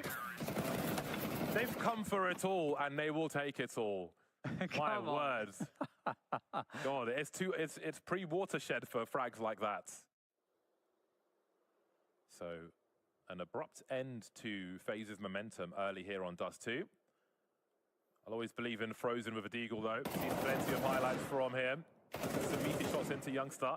That leaves them somewhat vulnerable to the numbers of FaZe, but they're not going to overcommit to this. They're really going to try and squeeze every drop from this lemon. Dex taking some more damage there, and things are becoming awkward for Eyeballers now. Yeah, some damage done, of course, to the FaZe players, but the thing is, if the FaZe players don't have utility to really help them scale onto a site to get a bomb down, that's definitely a problem. They've got a fair amount of Kevlar, though. Although I say that, Frozen and Twist can't really fight. They've got 28, 22 HP, so maybe it all balances out. You can see JW's abandoned his post to pick up the M4 and got it working immediately. And it's Jacob's Deagle who will drop Crims and give them some more position. Bomb plant's looking increasingly likely now. And Frozen still standing with that Desert Eagle. 2 rotating his way. Oh, that's such good timing. And great frags as well. Frozen and Jacob combining to leave Rolf alone. Suddenly in a 1 versus 3. And FaZe will take their momentum back by force. Man, these two teams, styles make fights, as they say, and I think these two mesh very well in that respect. Is there any other shocking scenarios here for us as we move into another very weak buy from Eyeballers? Just a few pistols. Deep position for Crims. And okay, some early damage to set up here for Crims. He's going to take down Jacob. A good finish onto him. The HE will equalize. The Crims is looking a little bit dangerous. What's going on? Why are the pistols doing so much? Oh, he's close with the Deagle, but he will be denied. That's a really key frag because this was getting out of hand real quick. Crims rotating away now after slowing down Jaboen. So they've got a 2v2 on the B bomb sites. Surely they're pushing the smoke. Molly's well timed. Dex will creep through. Bomb not planted just yet. Jaboen still wondering where Crims is. So he's got a chance for a 1v1.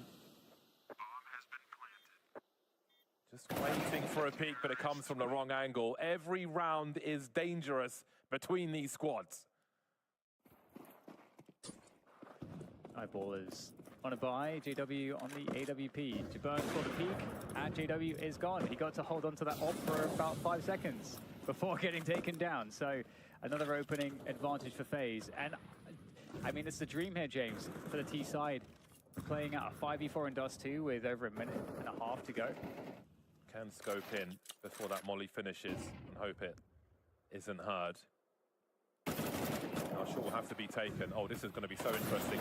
Twist dropped by Youngster with the FAMAS on shorts. I wondered if they would keep posted up with Crims, but they haven't had eyes on long for a very long time. Wondering what Eyeballers are up to. They're playing a very slow round indeed. The bomb's still moving up top mid with the AWP at the moment, but they're finding frags at the same time. That leaves Crims on an island with the AWP. He's got Jacob coming his way. He's in the clutch now, but Jaboin is ready for the peak. 18 seconds to plant the bomb, and there's no one to stop it now. Dex in mid. Everybody else is gone. Yeah, this one should be secured for sure. Dex not in a great position to do too much. I did like the somewhat of a stalemate that we had around the kind of cat take timing in this round. It'd be great if Dex could hold on to this one.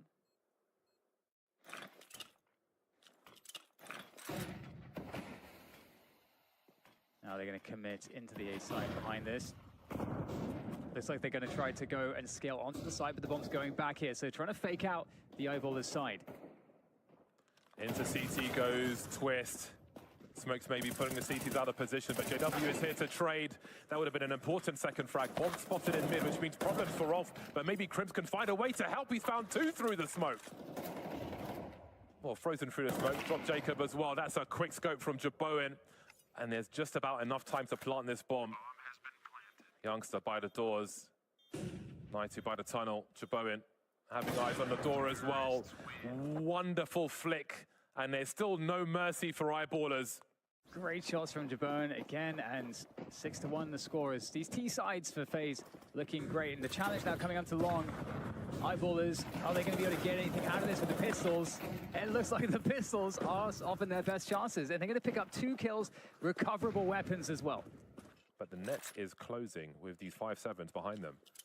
There we go. Smoke to try to cross more safely. But there's players on the flank as well, so there's a timer on this push, and it's overwhelming. There's nothing they can do. Absolutely shut down.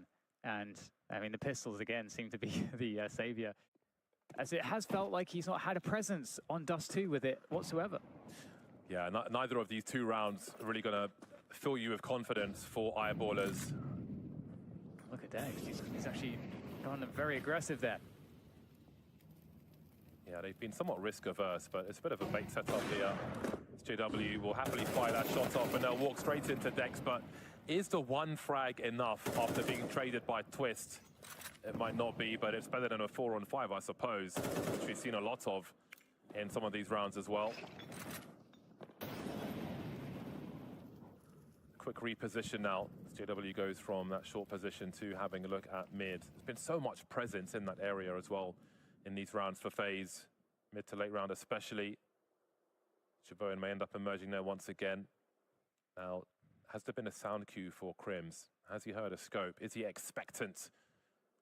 Jacob creeping through, and he's just quicker on the trigger finger. Twist caught by Youngster, keeping his team in the fight. Leading the frags once again for Eyeballers, 9 for him. As JW's posted up for the cross. There's a smoke, but there's a gap. Is there another smoke to cover the gap? No. Okay, so this is going to be maybe an opportunity for JW. He's not going to let that opportunity go to waste. And he is going to get involved with this orb now. 2 players here for FaZe. Oh, what a shot. Jaboin is so far quite stunning on this Dust 2 with the AWP. It's going to be covering the flank position on long as well. And JW, is he going to continue to proceed? Looks like he might be going back to Cat, which seems like, from our perspective, definitely the smarter choice to avoid Jaboin, at least initially. But how do they close the distance onto the site now? Jaboin's heard that rotation. He has no more concerns, really, towards that long position. Fully focused on shorts. Little util remaining. They have kits as well. They're being invited to go far enough just to lose everything, and lose everything they will. Naitu with 2. And this time, JW will be posted up as we see a breach through the mid doors. Young star. Dex taking full advantage of the mid play. They get 3 kills very quickly off the back of that. Quick flash there for the lower dark pressure, and Frozen and Natu. What are they going to do here? There's a lot of minutes? Only 1.5 minutes to play with. But there's a lot of time that they can try to use to work the map a little bit. But with the bomb down, it does give a locus of control for Eyeballers as they surround it. In comes Natu from T-spawn with the AK. Shooting quite nicely in that previous round. We'll see if he can cause any problems. Frozen coming in from lower dark. There we go, flash over the top here. Okay, well, Natu's dead. So what can Frozen do? 1 versus 4. It gets 1 before getting taken out. 3-7. So Eyeballers, there's still rounds to play here, James. There's still a possibility they can maybe close the gap. Actually get a bit fortunate here. Most of the push is coming through tunnels. If they're able to find the spray down here, that would be enormous. Is he going to fire? Is he going to click? Oh, no. Frozen has found his way through mid. No one's got eyes on it whatsoever. Rolf's on an island. He's found 2. The dream could be collapsing here for Eyeballers. Talk about threading the needle. 2 kills is actually going to make this doable. Look at the HP too on the remaining players of FaZe. They are pretty weak, softened up. A retake feels quite possible. We'll see what Eyeballers can do. Can they get something going pretty quick here?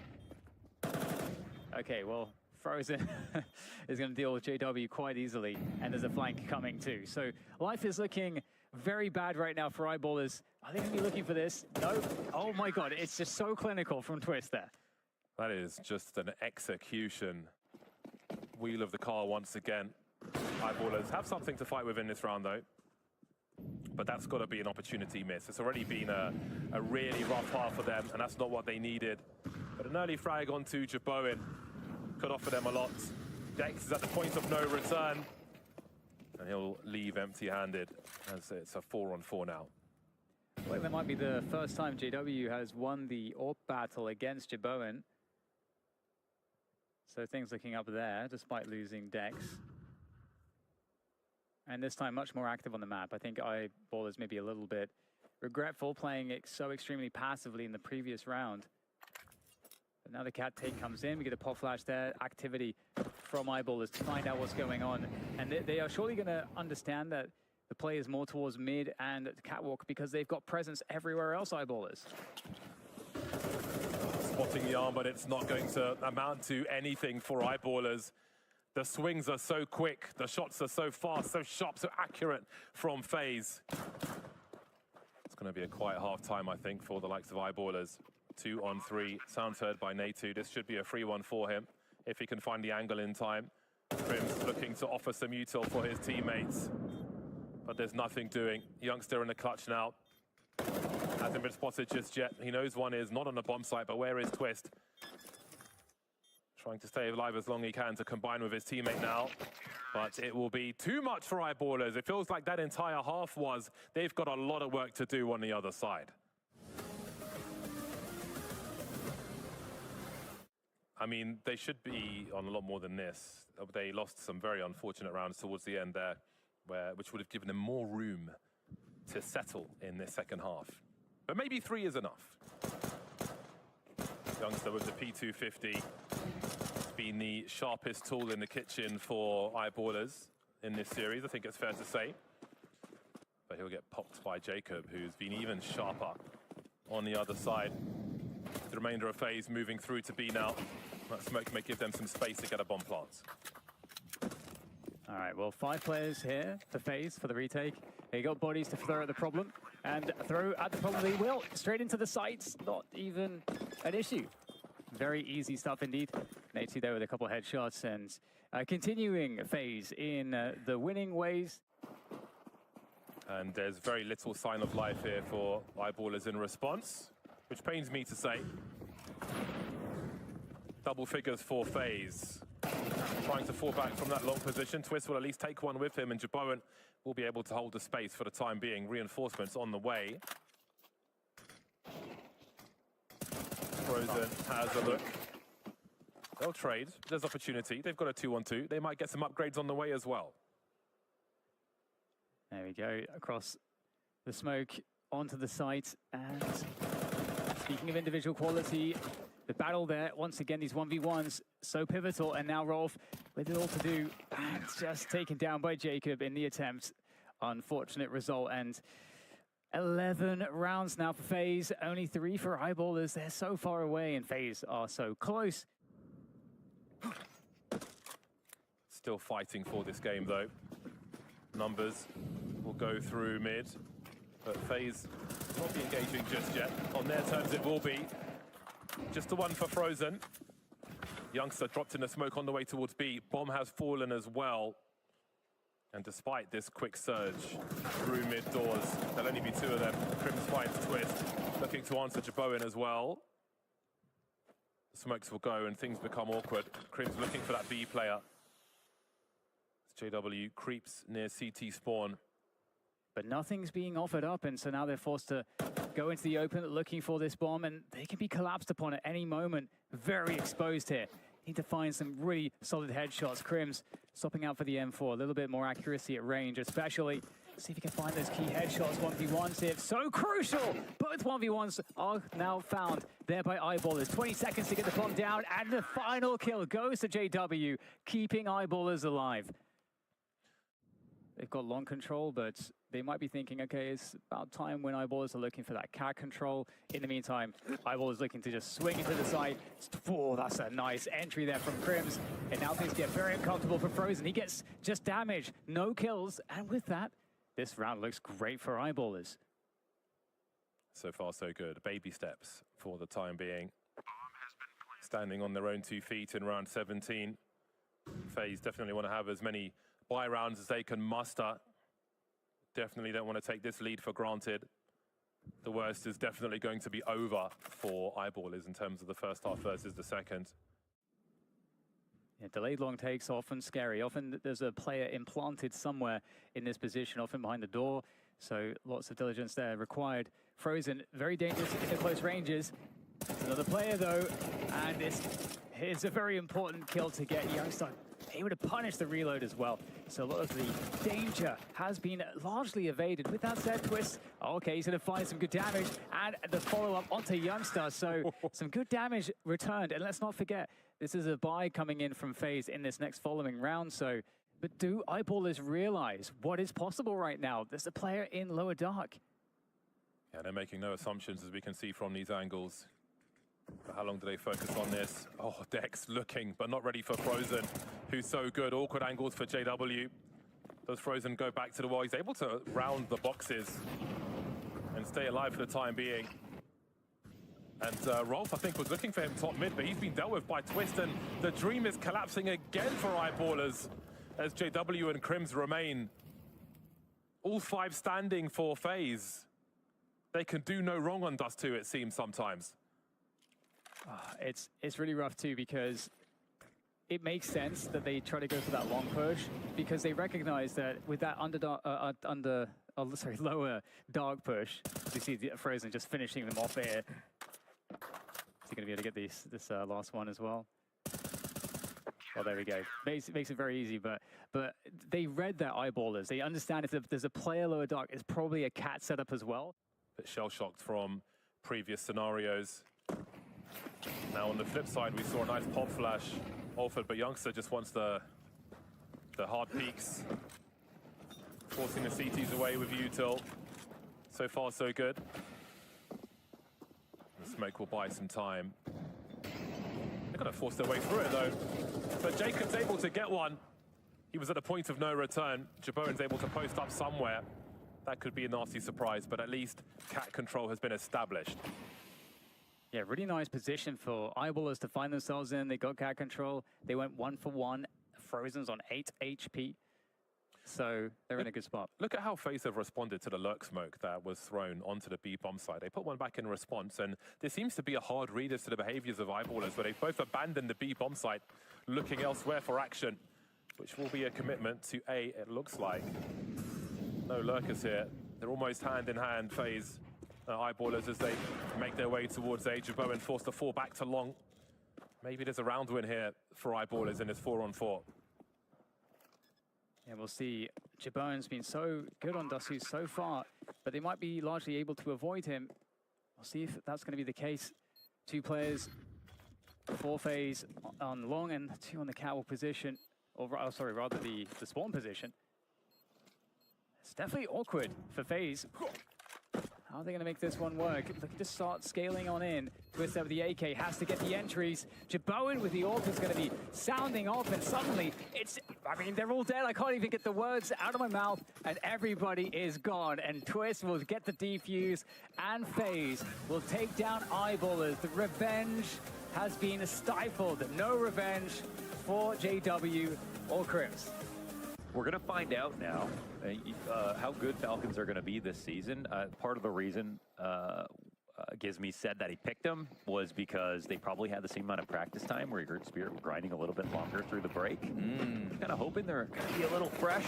Ooh, TSS right to it. Him and Monacy and Nico are going to slam the door shut on this A site. You think it's going to be that easy? The Umbrella. Kerrigan is 15-1 in best of 3 series played against Rain. Well, that's what in the world? Pretty damning is that stat. That's pretty damning.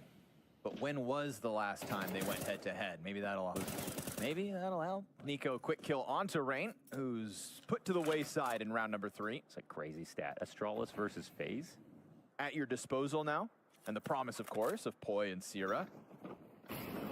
But I'm excited to see what Gizmy can do with said project. So, 100 Thieves making the most of Luminosity's losses.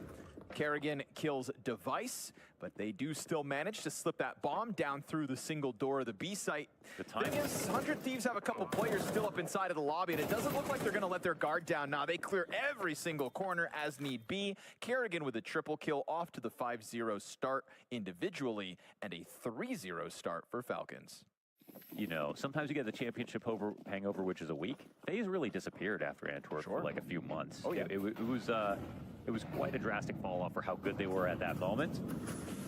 And Kerrigan's brought it up before. He always plays to the level of his opponents. And, you know, for him, motivation is almost exclusively come at majors, and he has every reason to have that. He's already won everything else. Okay, but Gizmy gets this opening kill. 1 trade back quickly. In fact, maybe 2. Kioske will let him live.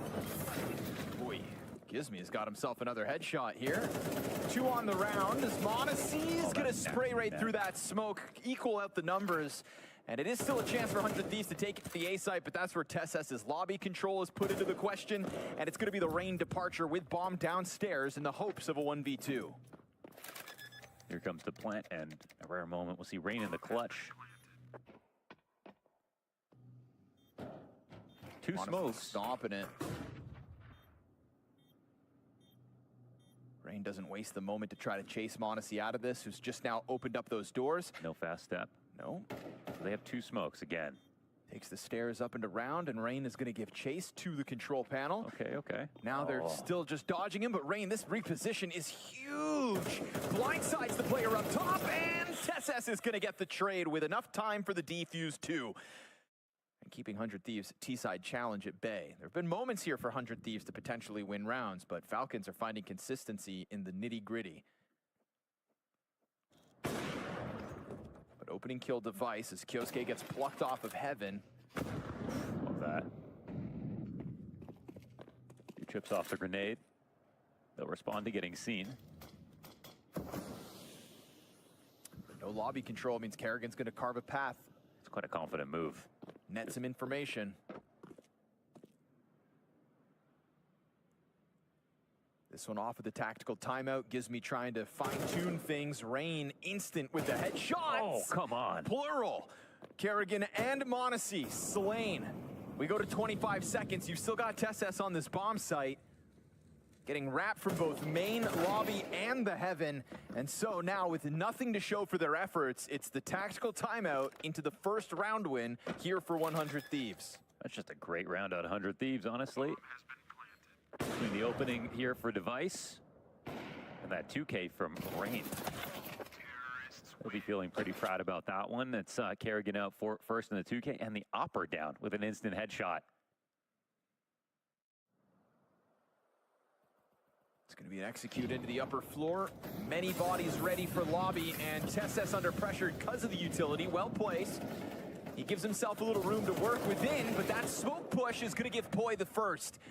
Monacy's got Sierra. Nico not trusting the smokes. Comes around with the multi-kill, and it's only Gizmi left on the rooftops. Nowhere to be found as Nico gets away with the triple. Just can't be messy about any spray right now. That's a beauty play out of Nico.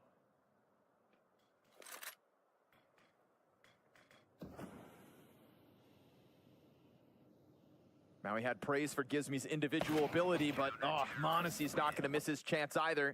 And so that one's all Monacy and Nico. 2 and 3 kills respectively. A-site defense, rock solid. Maybe fired people up. Guns in hand, and again, they're taking a look at this A-site. Kerrigan behind the smoke. Oh, good kill from TSS, goes back to the hut door. Heaven player's gonna deal with the follow-up, but the trade train goes back and forth, and it leaves us 2v2. Nico back into the engagement, takes damage with Monacy behind him. Device is gonna be found out. They pop it open, and Nico's 2 kills makes the difference yet again. Did they for sure go on vacation? I don't know if Do we they know? did. They look really sharp. Fast action for 100 Thieves, looking to get back down into that B site, and they will just dive the vents with tempo. Ooh, nice main challenge for not only the kill, but the damage on TSS. Monacy's reaction is clean, so Gizmi calls from the sidelines as at least the bomb goes down. They're kind of catching him off guard in certain spots, but it still numbers up here for Falcons.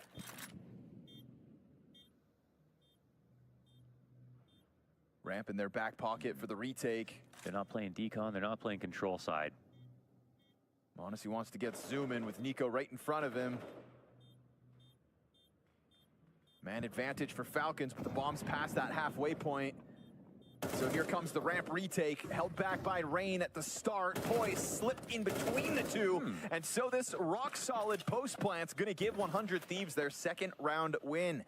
And in the face of some very strong-looking individuals from Falcons, the 100 Thieves game plan, I like what I see. Looks like a boost up here inside of the ramp. Ooh, it's a tease that want it. Just as the flashes come through, Kyosuke's gonna activate.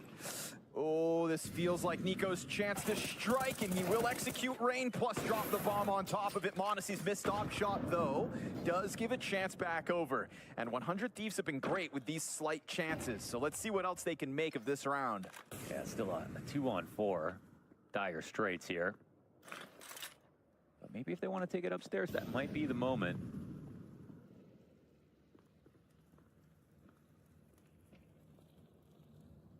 TSS silent in the fall down. Gets his headshot on Gizmi. And Device suddenly alone with 50 seconds to somehow pull this off. Doubles back into the lobby and hits the no-scope to TSS. Great start. You drop vent, you think Kerrigan's got it in the bag. Figures out Monacy's position, so a little 1v1 between the Oppers here on site until Nico comes through to support, but Nico's breaking windows under hell. Device, quick scope as he slips the net under Monacy. He is halfway through this 1v4 now. Walked up the entire way. One more kill, and the last guy will be shaking in their boots. In anticipation of the lobby play. Oh, Kerrigan fires the FAMAS. Device is going to be preoccupied. Nico's got him blindsided, and Kerrigan, plays with his food. By a hair. Hell of an effort here for Device, but not meant to be, as it's Falcons to go up 8-2. Ramp will soon be protected. Nico's the linchpin. He's found good timing on the peak. Does he get the kill, though? It's a little labored. Yeah, but they can't get out ramp without him. Monacy still towards single, collects Gizmi. Oh, smoke's not deep enough for that. Get a crawl from their counter Opper on the edge of the smoke. Oh, Kyosuke turns, Device has got a second. It's another 1v4 attempt, and TSS gonna make sure that it doesn't get away from him as he crawls through that smoke. I don't like that. Plus it's AI video. You never know nowadays. That might not even be Rain. This might not even be Counter-Strike. Kyosuke eats the flash, They don't kill him fast enough. You got to pounce on those moments. Go for the spray. He recovers vision, and it's only Gizmi to get him after 2 members of the attack drop. Looking for the double digits, but Nico's going to win the duel outside. Poor Device has a rough go of it. And so Gizmi puts him into the post plant with a kill to his name. Banking on the 2v4. And they're going to avoid ramp. Vents. Go towards ramp.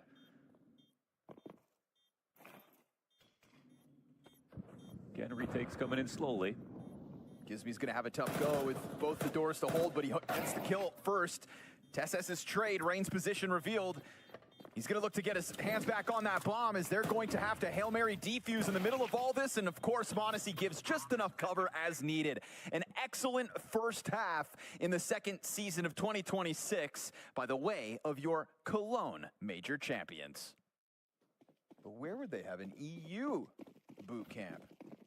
Yeah, actually don't know. Liquid set them up with a room. Oh, you're not getting down the vents, Kerrigan. Gizmi's got your number. Bomb will still make it downstairs. The Berettas trying to hold off on the cross, and they're just going to look to get themselves into the post plant. Tough spot for Poi as m0NESY hits the gush. And Kyosuke is going to hold off on that flank. We've got man advantage secured now by the Falcons, not to mention bomb already down. m0NESY to extend set advantage. Oh, and another Device would have loved to have gotten away with that flank kill, but Kyosuke still lurking around in lobby. And he still might be a problem. Gizmi's coming in on the flank. But there's nothing for him to do. It's just going to be around 1 here for the Falcons. And you just can't catch this kid off. That's 3 frags for a Kyosuke in the round. There's just a number of problems here. Couldn't point at a weak link on Falcons at the moment, and that's Kerrigan included.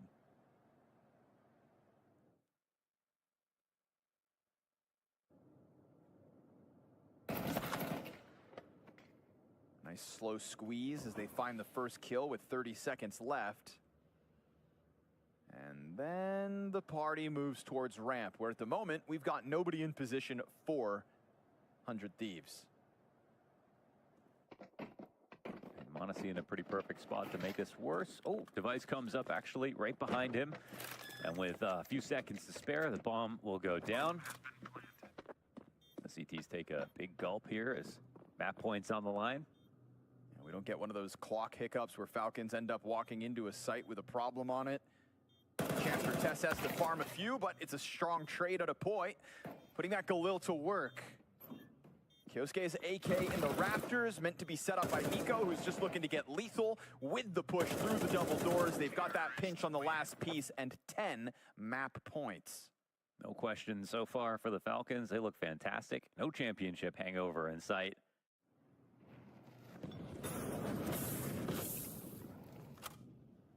Poi burned back. Doesn't take a prod at the top of the steps, instead just gives over the space, and they're going to be preoccupied with this outer presence. Oh, Kyosuke instant with the headshot. He'll get traded out by a Device quite nicely, but then Nico strikes. He's got the weapon advantage over this MP9, but it's a nice move from Sierra over top.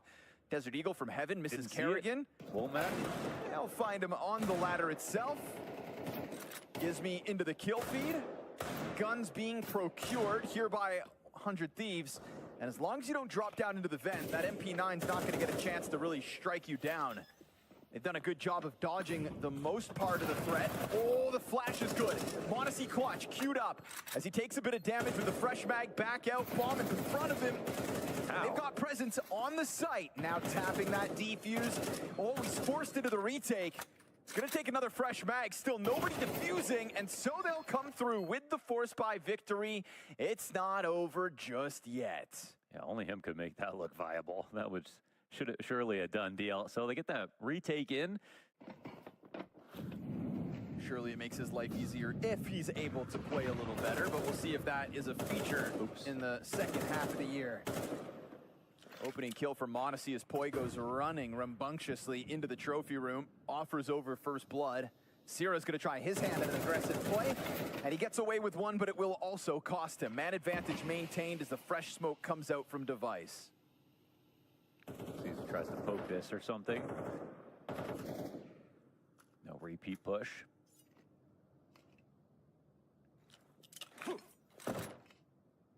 He may be set up for a lurk here.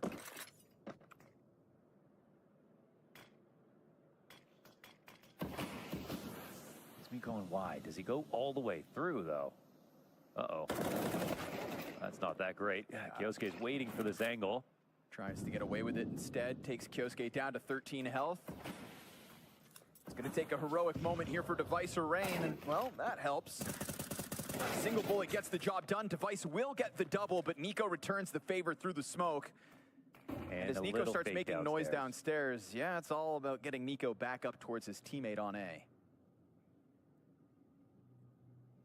Rain realizes it's a ruse. We'll try to follow up behind Nico, who does have the bomb on his back, and they don't know where Rain is. Yeah, Rain could catch this off. Nico wrapping around Red. Oh, it's got the cover and the aim, as Nico will not skip a beat. Returning to play after the player break are all of the Falcons, and that was impressive. A 13-4 victory here on Nuke, just dispatching of the new look 100 Thieves with Gizmi, but they'll still have a chance in this best of 3 after the break.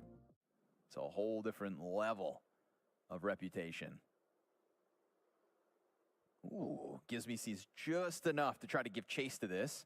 Yeah, you want to follow up pretty quickly. Oh, they check it though. Ooh. Yep, Monacy. Sixth Sense kicks in. Tesses takes a tidbit of damage, but Rain's gonna go down with nothing as Nico's the one to get the long kill. And so Nico and Monacy right back to it. Sierra dead with nothing, and a smoke grenade that covers the flank just long enough for that bomb to be a guaranteed plant. So very comfortable looking 5 versus 2 post plant here for Falcons. They send bullets through, just reminding 100 Thieves, we know you're back there, and they're not wrong about it. It's Dust 2. It should be such a fun map for the Falcons. Could be a complete highlight reel right now. And moments like that when you're on the flank, it's like, okay, big play was getting on the flank, getting that info, but just gotta be sharp. It's Dust 2. Need to hit that headshot right away. Make use of that information. Okay, kill coming down. Their odds tank.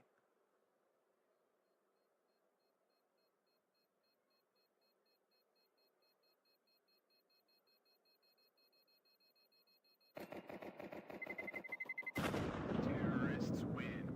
Oops.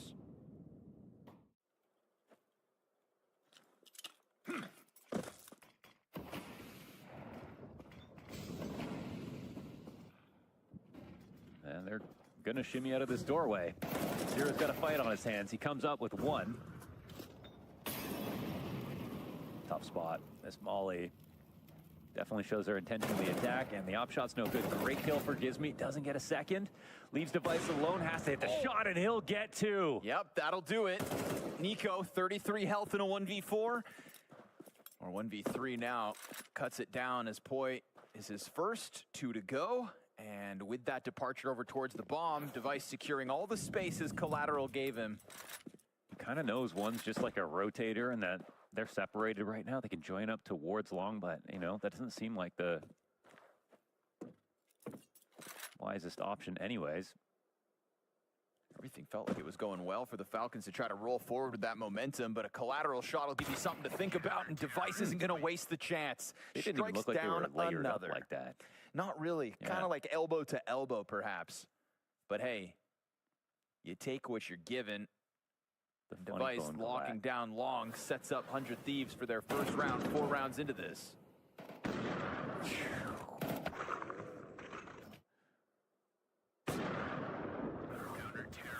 Last seen at the World Cup. Oh! Oof. Well, and he goes bar for bar. That's Collat. 36 HP left on Rain.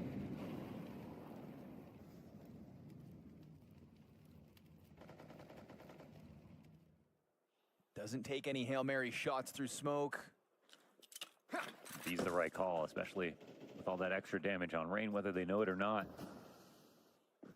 He's vulnerable. Stuck in behind the car.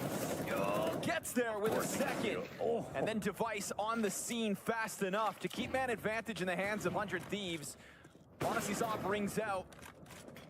And he'll take damage back in return. Kyosuke trying to cross over, but he doesn't have the bomb. That was stopped by Rain in the process, so he has to double back.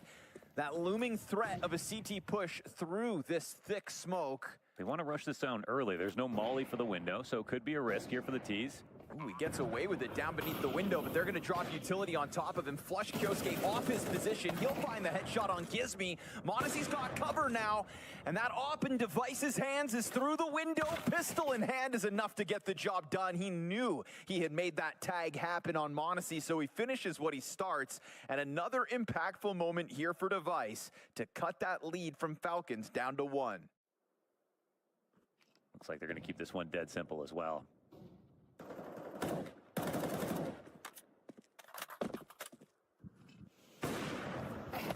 Shot gets missed. That's a kill for Kerrigan, and now it's the B attack. Rain looking for an assist here as he goes down with nothing. Poise on the scene. Quick to kill in mid, but hesitant as he wants teammates to move on over before he even takes a look at this, but he opts not to in the end. And that'd be my only concern with 100 Thieves in terms of like being optimistic. Like Device is not Astralis Days. Device is, you know, the most consistent positioning player and just all the shots that he can hit. And Sierra, oh, he dies right at the end.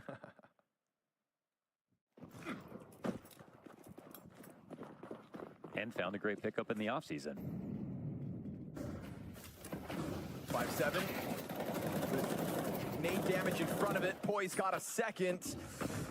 Ooh, tries to jump in and will rob a third frag over Kyosuke. No cover offered up by Monacy and Nico. Poi with a bit of a robbery on that one as they just go smashing into this B bomb site. Nico tasked to plant in a moment. Tunnel's arrival is there, and the smoke now fades. Oh, missed chance at getting Monacy dealt with. Nico's gonna be swept under the rug. Gizmi gets aggressive through the smoke, and it is Poi who gets 3 kills on a very explosive moment from the Falcons, but one that's gonna cost them a round. That's awesome. That's a great look from Poi. And we really haven't talked about the new guys, but lots of great things to say about them for sure. Connor's falling out of his chair. This thing is, I'm barely keeping it together.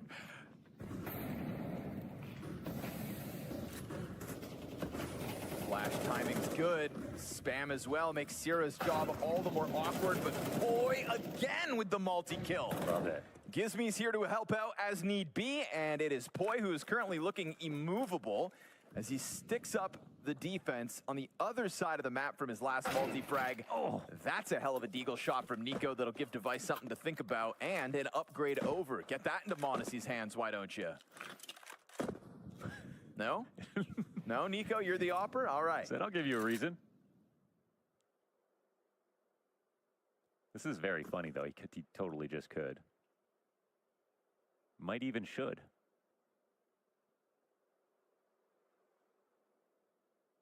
He did just win a major, though, so he can kind of do whatever he wants. I mean, he's using the deagle anyways. Yo, give Monacy the op. He said, brother. also let me entry. I'll keep the op, let me entry. Just listen and learn. I'm watching. Ooh, Poi is sharp. Wow, 4 kills for Poi. Comes back in with the double headshot sequence to close out, and we've got a tied game at 4 rounds all. Yeah, right. Quad kill out of Poi. Who am I to question them? They're major champions. That's true. Leg tag here for Device, and then one finished off. Just a bunch of pistols jumping around, though. Squirrely Glocks.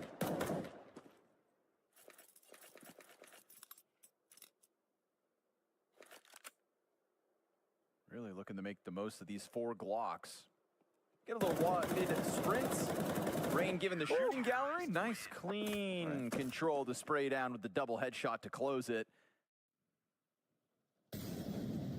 Got Device on a strong sight line. Definitely possibly walk up into this. Shot comes out early. Kerrigan just trying to scare him a bit.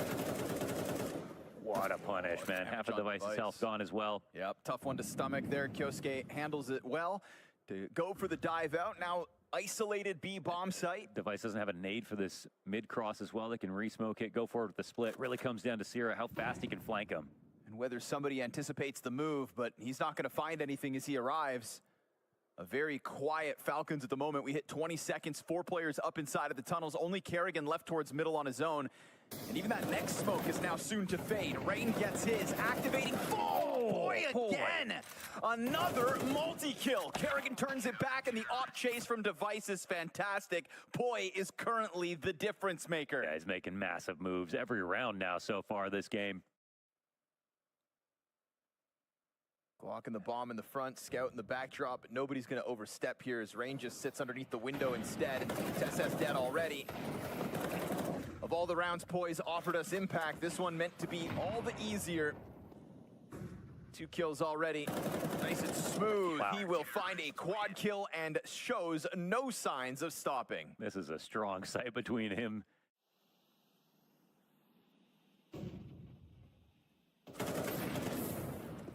Kerrigan tries to get the jump up catwalk in what will be the Falcons' final attempt on the T side. They've had to wait for guns. Squander the chance. Monacy kills Syrah. And that's pressure on an A site that doesn't feature the hard carry of Poi. Gives me a Device instead, meant to erect the defense, and Kerrigan will get cut down from the catwalk approach, leaves Nico on his own in that direction. Oh, and he finds just the edge of the smoke to challenge, catching Gizmi unprepared. So Device now gonna have to be the hero. And as he sees the approach inbound, it's gonna be Poi on arrival with a kill over Nico already. Poi has gotten here in time, but Kyosuke's got his head on a silver platter, Rain to the 1v2. And as Monacy brings up the tail end of the play, Kyosuke hands busy for the plant. Rain emerges with the ramp frag. Kyosuke off the bomb plant. Smoke in front, but it's a Rain clutch. And between these two B players, 100 Thieves have found so much value on the CT side. What was a Falcons 3-0 start winds up being a 4-round half. Great performance that doesn't net a map win we witness tonight. Talk to Flamas. Okay. Okay? Talk to poor Flamas. Yeah, well, but they've got Gizmi, though. That they do. Gizmi with a game plan. Maybe they can make something of it. Certainly enough to test the Falcons. As we watch Tess S with 1 kill so far this map. Monacy, it's a one and done down in the lower tunnels. Do not waste Poise efforts.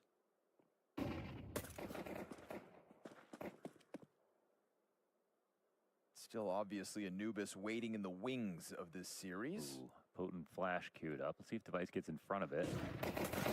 Ooh, they're all blind actually, but Syrah gets that one while blind. Kerrigan tucks his head into the A bomb site, currently operating alone. Poi's gonna find it swiftly. Pistol here puts 100 Thieves on a 9-4 lead with economic advantage. Oh, he's not gonna get spotted here. Gizmi, ratty. It's found out in the end, and now we've got Tessas halfway through this 2v4. Positions known to 100 Thieves, duels queued up, and it's gonna fall on Syrah at a quarter HP. Catches the little that was left of Tessas. Kyosuke, he's got the advantage, and he'll come through swiftly with the headshot. Falcons with a CT pistol victory. Now both pistols in this series.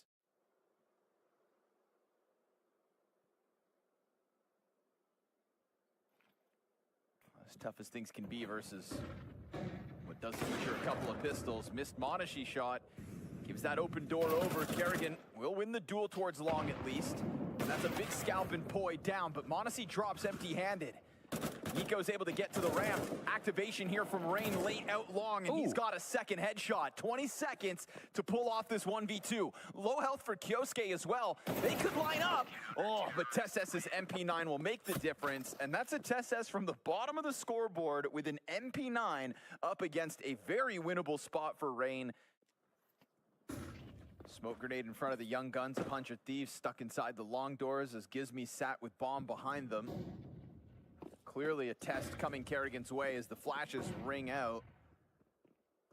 It's a bit of a scramble here from the CT. They don't have control of anything right now. They're going to go and get it back, though, right away. That'll help. Definitely a scramble, but one that works. As they establish man advantage off of the utility and in anticipation of Rain pushing the smoke. Monacy's attention drawn back over towards the car cross. 2 kills come through for 100 Thieves.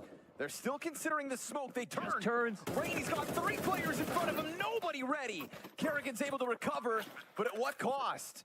2 teammates dead. Molotov on Gizmy flushes him out, but it's gonna be Rain's activation from inside of smoke that costs Falcons dearly. Waited just the perfect amount of time. It almost felt like Kerrigan knew he was in there.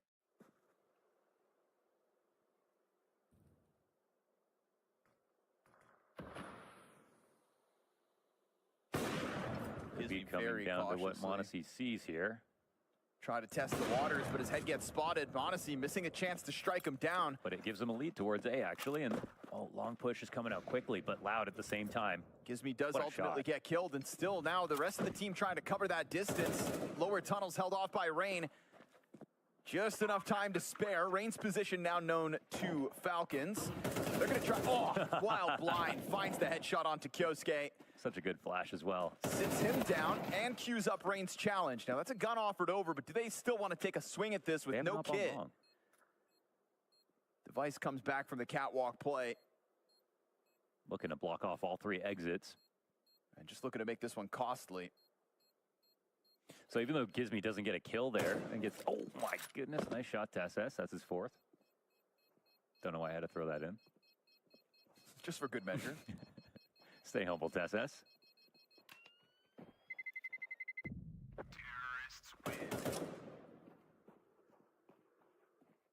This puts his team in a very good position.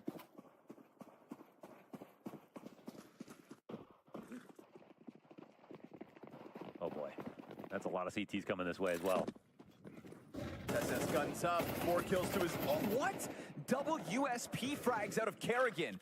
Make it make sense as TSS loses the bomb site. The rifle gets nothing, the USP 2. What do you even do here? I mean, this is obviously more difficult for Device, who has to go all the way around the map to join up with his teammate. He gives up the cover, which means now there's a chance for the bomb to just slip the net. Nico versus Device out middle, and Device lands Nice his one. shot. Molotov in front of Monacy. Still, that bomb's got to move, and now with the smoke grenade, it's free to do so uncontested. And Monacy tucks tail and gets out of there. Kerrigan's double USP kills, all for naught. Yeah. Ends up being one of those moments that, you know, for Boy, it's hard to kill him. You have to retake B to do it. He just has to trust that Device knows what to do ultimately. A safer route around the map to lock this in, but Monacy, he still sees odds. No kit. Close enough to pull this off. He's gonna have to catch them by surprise, and a Molotov announces his intentions. Headshots quick, but he eats that second one instantly, and he's trying to hunt him down, but time's playing against Monacy, and he just looks to depart in the end. Device is up, dealt with, and that'll be a round for 100 Thieves, an 11th to the scoreboard, costing Monacy his life. Nice patient play there from Device to guarantee the round win. Trying to find a solution to the onslaught, but testing through mid doors goes Sierra. No hesitation here for 100 Thieves on the approach. Trying to jump onto Device. Gizmy is going to be the one to take the brunt of the damage, but mid-control goes the way of 100 Thieves only momentarily. Sierra activates and catches TSS towards that B site. Kyosuke's deep position on long will catch Boy off guard, and so he won't be a part of this potential final nail in the coffin. But that would mean man disadvantage reclaimed by 100 Thieves. They've got a B site, they've got the bomb inbound, but Kerrigan's gonna catch Sierra before he can be a part of this. Device and Rain in a 2v4 to try to close. Yeah, go for it, Peak. Missed shot out of Device as he goes back in for second servings, cuts Kyosuke down to size. We'll have 10 health left to work with.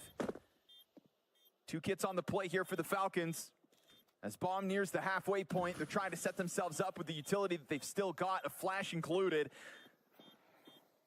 Incendiary goes over. We've got a Molotov chucked out by Monacy. Flash is next, and here comes the retake attempt.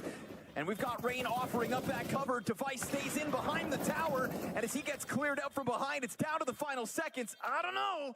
Kerrigan misses his timing, and 100 Thieves strike unexpectedly, shutting down this Dust 2 in convincing fashion.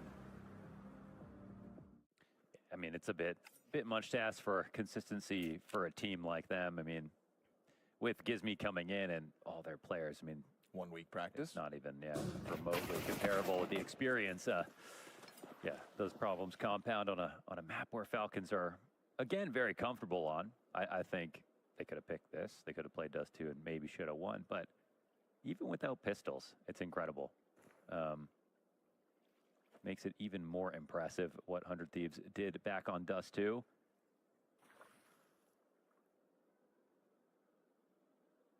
He sat back with support right behind him. We'll see if Falcons jump the gun and run into what is now still the last two players of 100 Thieves. They could skip protocols and make the mistake, but they will still at least throw the smoke out into the camera. Bomb's going to take its sweet time on Kerrigan's back. And here he is, man of the hour. The high hopes of 100 Thieves resting on Poi's shoulders. It's a m0NESY quad kill in the pistol. Doing exams. Really playing in Kerrigan's shadow in that regard. Yeah. One of the only other top in-game leaders to finish school while being at the tippity top of the Counter-Strike world. Mac 10 activation here for Kerrigan. In the head-to-head versus Gizmy, he's got him dead to rights in the first gun round, and then TeSS nailing it through the side of the smoke opens the door for the Kerrigan upgrade. That's Gizmy's M4 weaponized against his teammates, and a very quick flush of that B bomb site for the Falcons to put away 100 Thieves on their first gun round. Balls talk, eh? Sometimes. It can get you into trouble. You gotta really dig deep to believe in the Falcons. Damn. m0NESY finds Sierra to kick off this next one. The second gun round for 100 Thieves nets pull a them kill 2 like losses to the B site. Bomb's already in. And it is gonna be a swift call to here it action as we get the Nico lurk into the action. He will finally find himself 5 rounds into play. Gets his first kill or death or assist even. And m0NESY can come and get you kills like that on a site. Yeah, it's over. Already hard enough to defend. That one's quick and easy. Didn't have to think at all. Just straight to the point, huh? It's the scary part about Anubis, and I think why it was on notice. Just that being one of the default ways to hold the site. Having to spot like that just feels so risky all the time. Oof, and he's just not done. 10-0 start here for m0NESY. Jesus. I'm saying. Okay, here's a push. But how long can they hold it? That's the question. Ooh, out in front of the molly. A little bit dangerous now for the CTs falling back. Really dangerous, in fact. Just sat on the angle, insta-kill Sierra. Yeah, and he can get molly too. Just an MP9 stuck behind the column, so that one's gonna get taken down quickly. Gizmy also dropped empty-handed. Oh, and 100 Thieves looking like a bunch of butter sticks. Yeah. As they just fall apart inside of that B bomb site again and again and again. The Falcons have had their way with every single bomb site they've chosen to attack, and they've kept it fresh in both directions. Hell, even sprinkling in mid-poise. Very good ones at that. m0NESY still yet to die. And Device yet to kill. Kerrigan walking across the bridge is going to scare Device. And that's a 7-0 Falcons T-side start. I think also just from an organizational point of view, it's nice to have 100 Thieves back in a place where they're Yeah, definitely.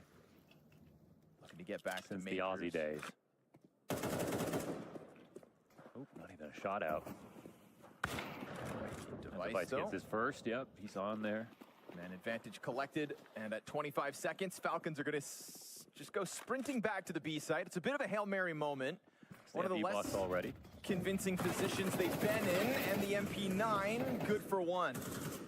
Device is off, collects another kill on Kerrigan, and then rain fast into the flank, opens the door for Poi to clean up. So you finally get Falcons in a spot where they feel like they're kind of scrambling for a position and not totally in control.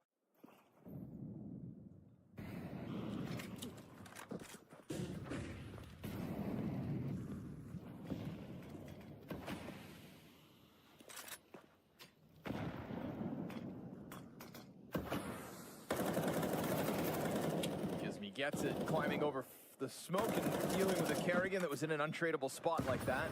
Yeah, fortunately, it wasn't him. Rain stole the thunder, but he helped.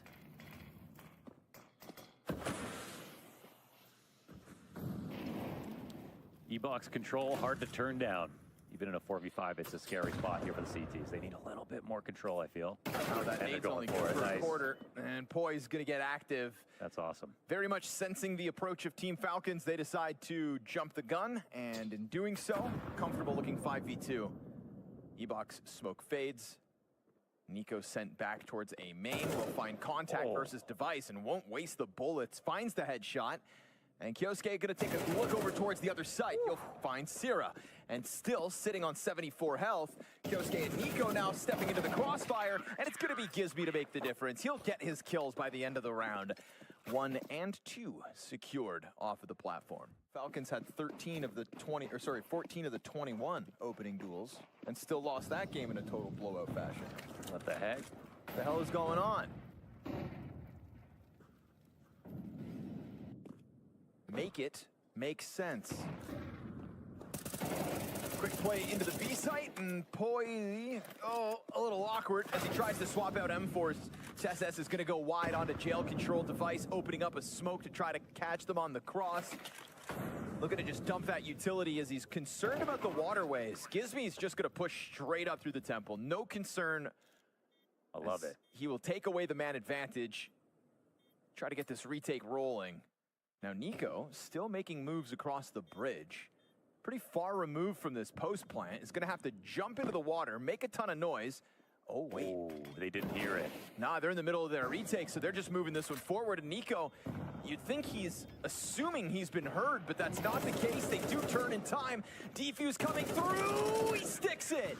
Gizmi, in the middle of Monacy and Nico, in the midst of the hailstorm of bullets, will get 100 Thieves a third round win. Another big shout out to Gizmi for sneaking that one through.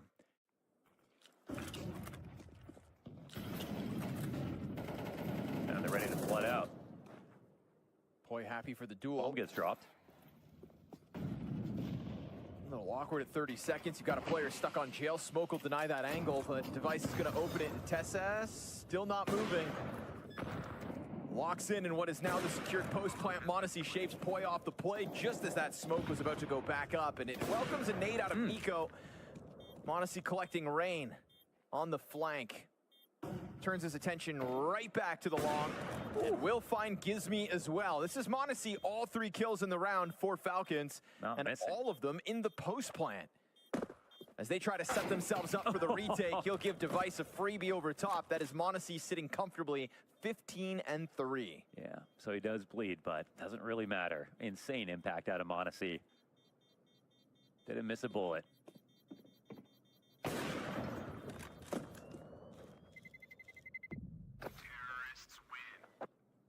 Falcons looking to round out this half nicely.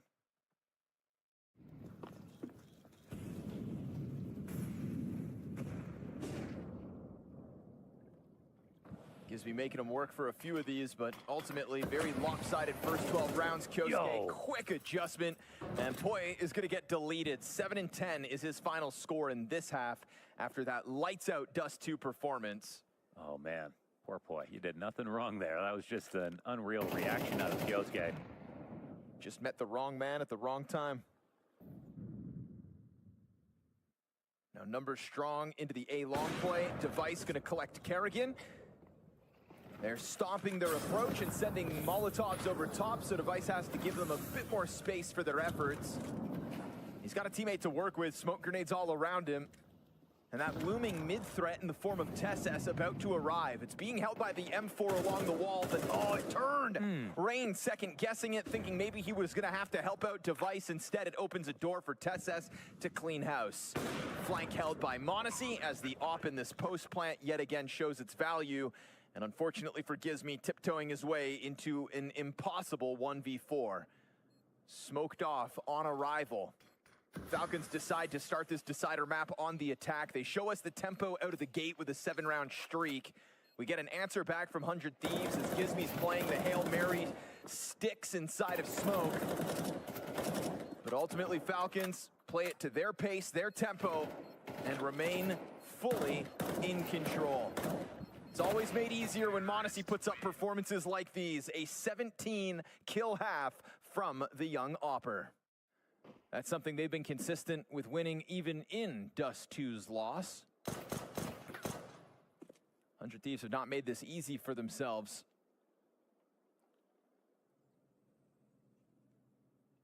Monacy, a driving force. Ooh. But this Baited. time, he gets distracted by Device's hands, and Sierra comes through with 2 kills and a pistol. Rain's going to surpass him on the attempted entry into the B bomb site, and it doesn't feel like Falcons are going to be able to stop this one, so they'll have to wait for their double digits.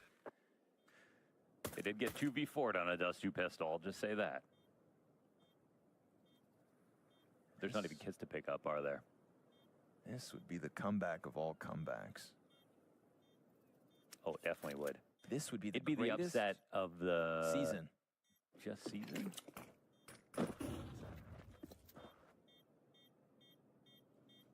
Yeah, I think just season. Decade? Of the decade. Oh, a 10-second No kit. ninja would be insane. No kit, no stress. 100 Thieves take a 4th round win, and they'll set themselves up for a chance at a T-side comeback. Well, it's the only way that this game was going to be interesting, so we're all cheering for that.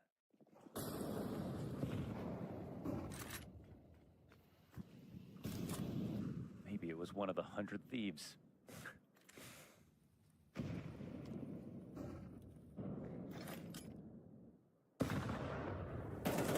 Ready for the push. Oh, Rain damn. with a couple. This is versus guns, folks. Don't need good glasses to see that. Now things are gonna get interesting. It's a 3-round game. 100 Thieves dispatch of the Falcons' first gun round on the CT side, and they do it in very convincing fashion. Back-to-back headshots out of Rain. Bop, bop.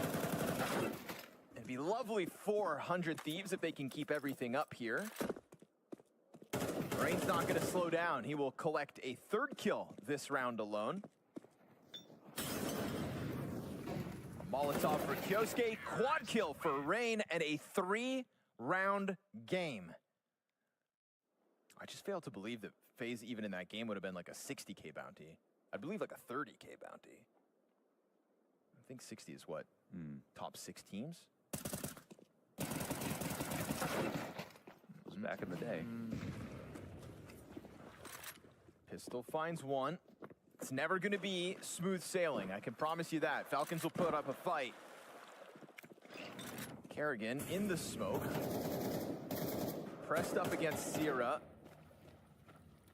who turns his back unnecessarily and dies out to the 5-7. Now a man advantage. Kyosuke's got 1 point of health, single HP to work with. Bomb plant comes through, Kerrigan grabs the gun. Now the 2nd rifle in the mix for Falcons. Wide swing, gets traded by Kerrigan. Now it's gonna be Poi's problem. Device takes damage, all on Poi. He's got the Kerrigan kill secured. It's Nico with 14 HP. Bomb's and open. no kit. A 10-second defuse as Poi puts a bit of distance between him and that bomb. Will he anticipate a 10-second defuse? Well, right now it's Nico not even sticking it, so Poi goes back in, finds the headshot, and 100 Thieves 7th comes at a cost. But Falcons, feeling the squeeze, look to get active on the bridge. Gizmy just gave up the angle. Device remains worried, misses his chance to strike one down, but Gizmy finds the headshot and damage on top of it. You're not gonna get away. 5v3 versus guns yet again in an attempt to tie this game. You are kidding. It's a slow approach over to the A side as Falcons get active on B. Kerrigan gonna be left to his own devices, no teammate nearby. You would have to be the hero versus 4. Execute over top, utility well placed, and he's gonna go down empty-handed. Not one casualty for 100 Thieves to have to stomach in the 18th round. Losing Nuke is one thing, but picking up Dust 2 and then potentially Anubis of all maps. And getting smoked on their map pick of Nuke. Monacy's first kill of the 2nd half found in just this attempted save. Tied game 9-all.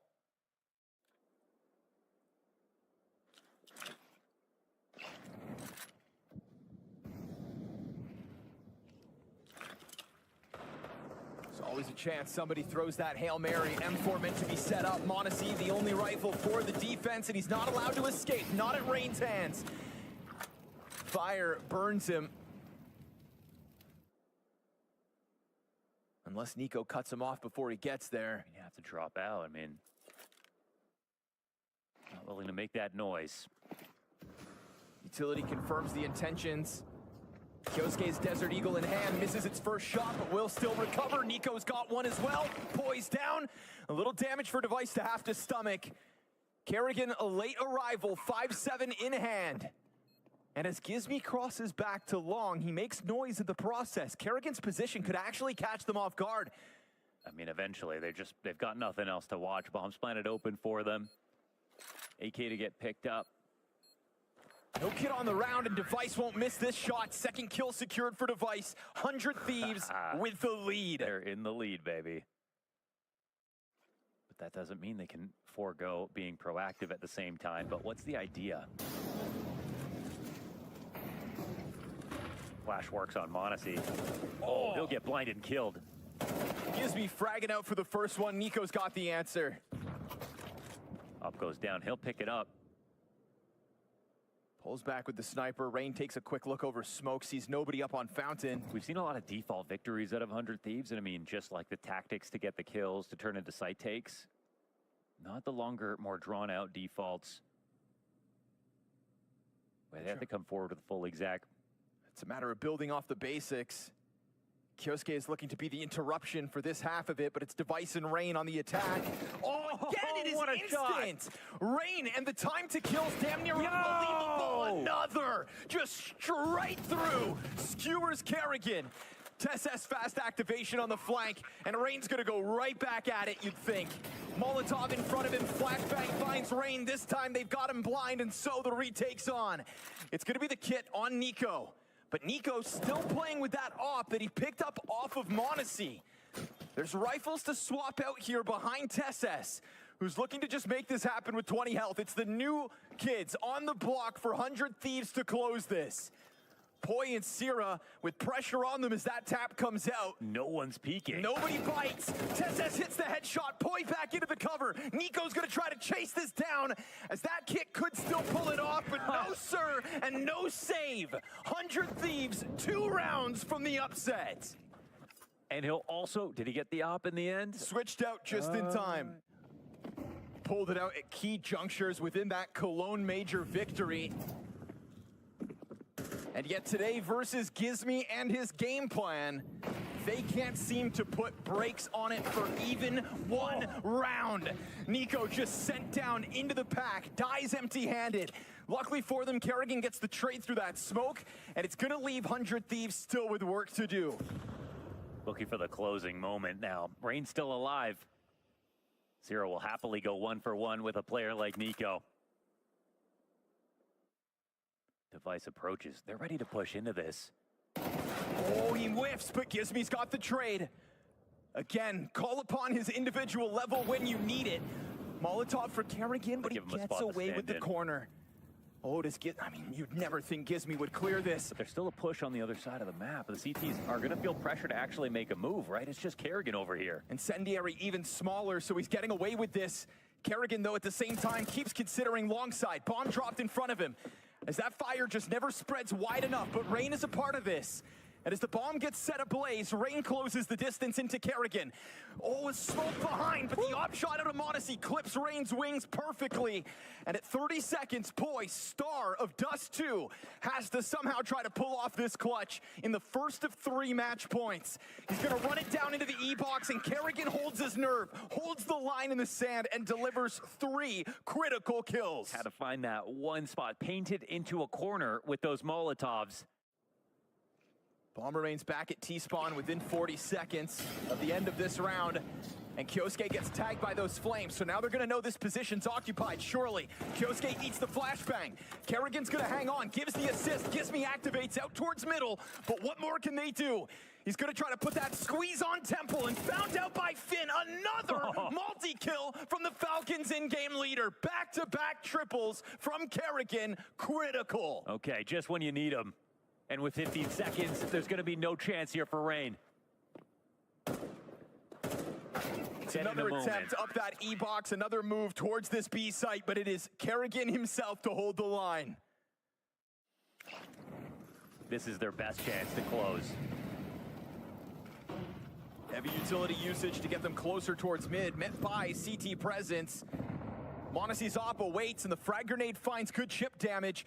Device tiptoeing into this line is going to be dropped by Monacy, who's got a teammate up front and right there for Gizmi to get the response back. He takes damage from Nico. Smoke over to the B site. Kyosuke's got Poi. And as Gizmi will look to yet again inch his way out middle, the rest of 100 Thieves still stuck stagnant outside this B site. Yeah, but they do have E-Box. Kerrigan has been the solution 2 rounds back-to-back with his triple kills, and soon to be called on again.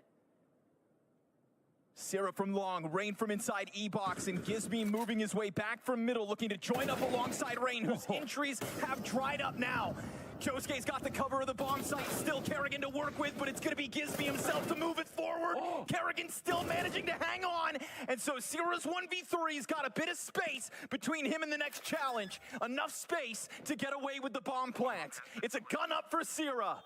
Heart pounding, ops wide, get away! And 100 Thieves with the robbery of the season eliminate your Cologne Major champions.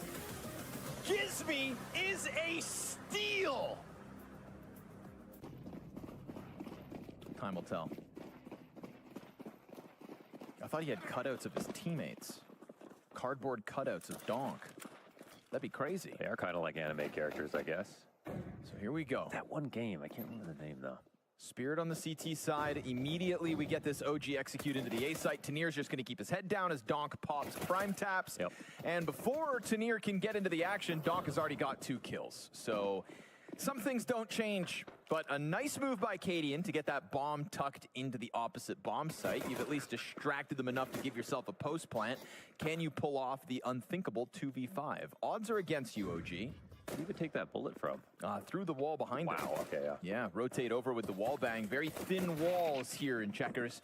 And it's a cleanup thanks to Tanir with the final kill. It's a triple for Donk in the very first round of the season. I mean, you see that position floating in A. Donk was a 9-year-old when Simple had the no-scope 1v2 on Cash in Cologne. He was 12 when Valve removed the map from the pool. Great stats. Fast play here for OG, just trying to keep it simple and gun things down into an instant execute, but Tanir's got first blood in this one. Oh, but Adam's got the answer. Oh. Donk gets blasted as he tries to cheat through the side of that smoke. Nice multi-frag moment here from Adam B, and a man advantage earned off of that aggression. Bomb plant in a moment, and Spirit, a sudden question as to whether they can convert their pistol victory. Prime taps cleared out from forklift. We've got this mid lurk coming through, but by the time Body gets into position, Shiro's already got a couple kills. Magic's cleaned out as Shiro finds a third on the round, and the frag grenade whittles Cadian down to half HP. Still a smoke in front of him to play off of. Shiro taking to the high ground is going to get the quad kill in the retake and make sure that that pistol victory is not in vain. One of the two. I think they were legit just last. They were forced to play Spirit. Nobody else wanted to.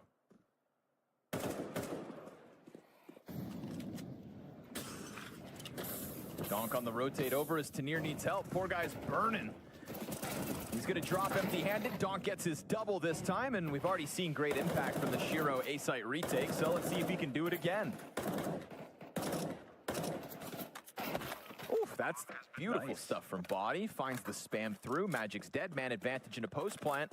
Now it's made that much more difficult for Spirit. Honestly, this aggression from OG into the A-side is putting them in decent spots. I definitely don't mind them trying to just play fast. Looks like this time they could close it with the round win. Looking to flush Adam B into the duel.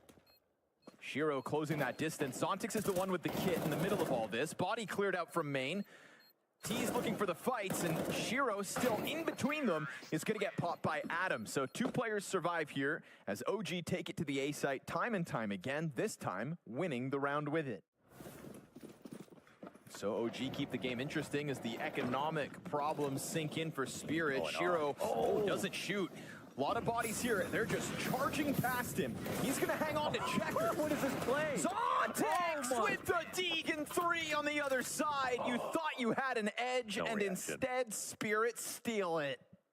Not even a reaction. Dude, Shiro heard them all running by, had Dontic in the sight, gets the upshot, moves forward out of the molly. and then this happens. Oh, hot tamale. More of a reaction from Body than Zontix himself.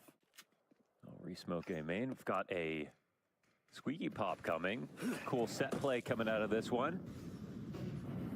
OG have got the prep, but they meet no resistance until Shiro Nice gets shot, a man. shot off from back quad.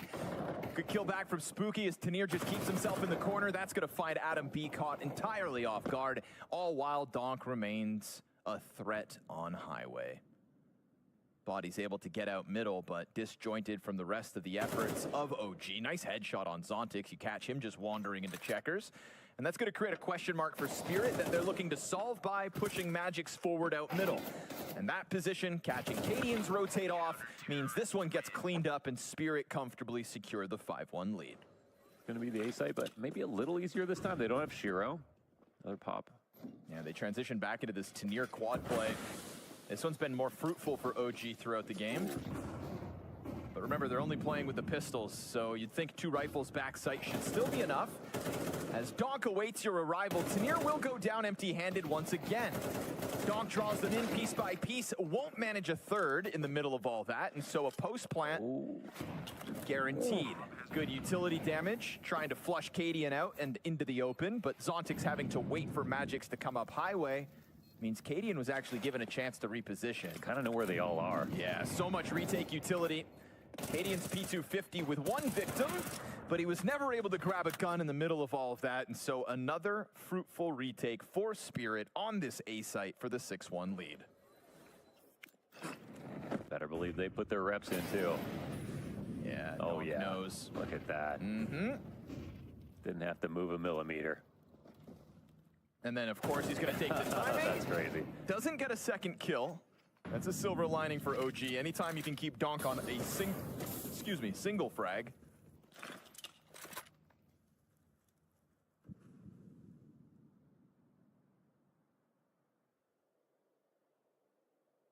Still, though, funny to just see that he had that perfect answer. Even though this is a new look for OG this round, it felt like Spirit expected it from a mile away. Haven't seen Tanir up here. Fresh spot could catch OG off guard. He will line up a kill, but it's Prime Taps and Spooky to get the frags in sight. Nice lurk out from Shiro through gets Z. planted. Spooky 2 kills into the game, sitting on 36 health. They wouldn't know he's up here, right? No. Climbs up unnoticed. It's going to take a bit of time for Shiro to get into position for this retake, so that time could wind up being critical. It should just be a done spot. If they're not going to clear him up here, surely it's a freebie. Spooky's starting to clear other options, Oh, a but little awkward. Just don't let your teammate get killed by accident. That's he the moves only around. thing. There we go. Catches the back of Zontix. Shiro knows you're up there.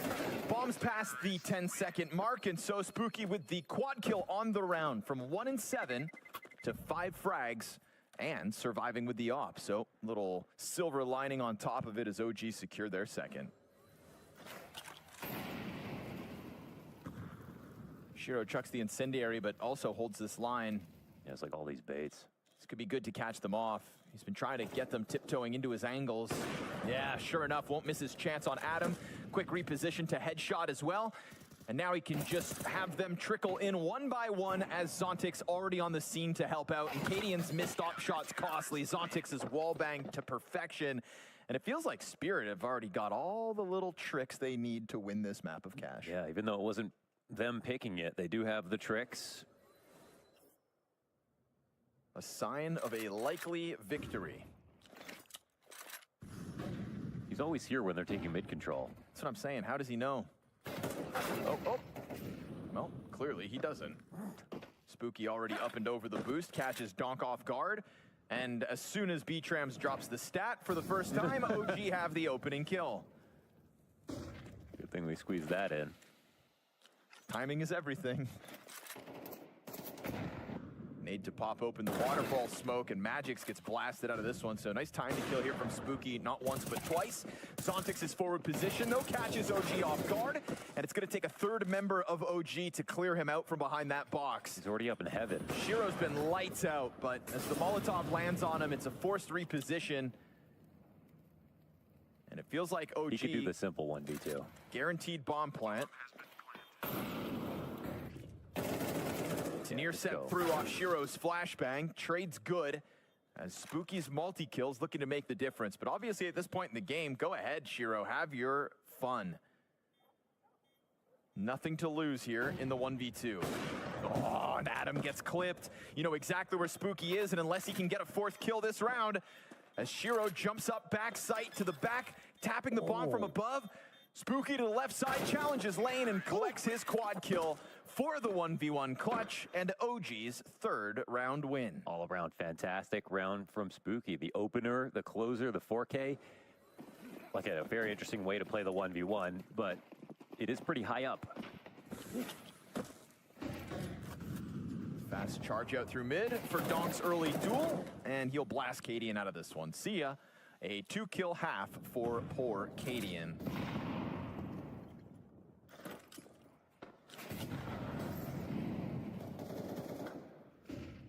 Spirit's defense feels well prepared. Numbers advantage here for OG temporarily. Rotates ready to come through. Heaven flash goes out, interrupts the offensive. Spooky popping up, looking for another multi-frag as him and Adam B try to piece together this 2v5. Utility all over, and they're damn near there. Shiro's 5-7 emerges out from Heaven, and it's all about finding Adam now. He's got the health advantage over him, on for his 18th frag this half alone. Shiro can take his time. Adam is terrified. Shiro's been moving a lot in these situations. Doesn't want to walk by a line that he might be holding.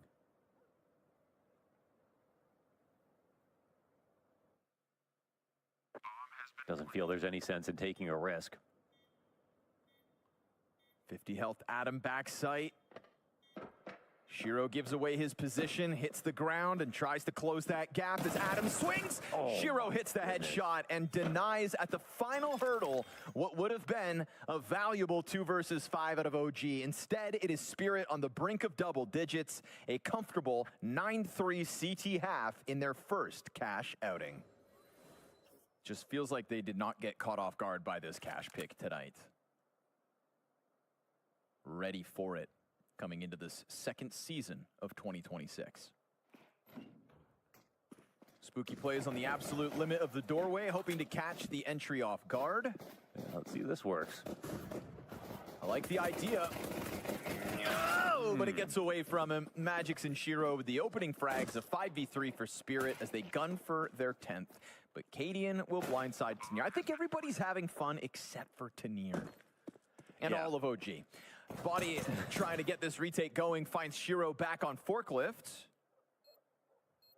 They're going to inch their way in with no kid on the round here, OG. Now man advantage. Oh, now just Magix. This retake finding headshots swift enough to win the pistol. Magix trying to go unnoticed. Yeah, he'll be found out. It's a matter of clearing all the corners. They jump on bomb with time, and so OG with a pistol victory. But that bomb plant nets Spirit a confident buy. Double Galil here in round 14. Damn, quick to the op. Oh, aren't you happy you bought that off? Ooh, didn't even shoot it. Didn't even shoot He didn't it. even shoot it. Oh no. Oh my goodness. And they They don't even pick it up. Yeah. They're like, brother, you they're don't like actually. terrified. You don't actually need that. They're getting closer though. They don't want to regret this. Oh my goodness, and they will. How many Deagle headshots tonight, Zontix? And they still don't get the op back. Unused op. For free. You know who would love that op? Cadian? Shiro. Oh yeah. I think he's considering it. You know, here, somebody take this Galil real quick. I've got other ideas. Didn't even shoot it. Oh, this is looking prime for Spirit, not the CTs. Prime taps back sight. 3 players coming at him. They figure out where he is. Oh, he's on the reload as well with the A1S. They're going to close that gap. He will still kill Donk at least. Hanging on for dear life. Deagle holding the flanks, gonna catch Adam off guard. Majority alive for Spirit with the force buy, and guess what? Shiro gets the free op. Yeah, brand new op for free. Well, this is the Cadian C, the Cadian cash, okay? Okay. Sure thing, Wanders. Whatever you say. Got him coughing all week. Ah, almost punished on the cross. Not a fun place to be, though, when they know you're over here. Let's go for it. They want a challenge. Oh, Don't even need the nades. Everything's optional on a vacant site. You have to clear things out quickly, though.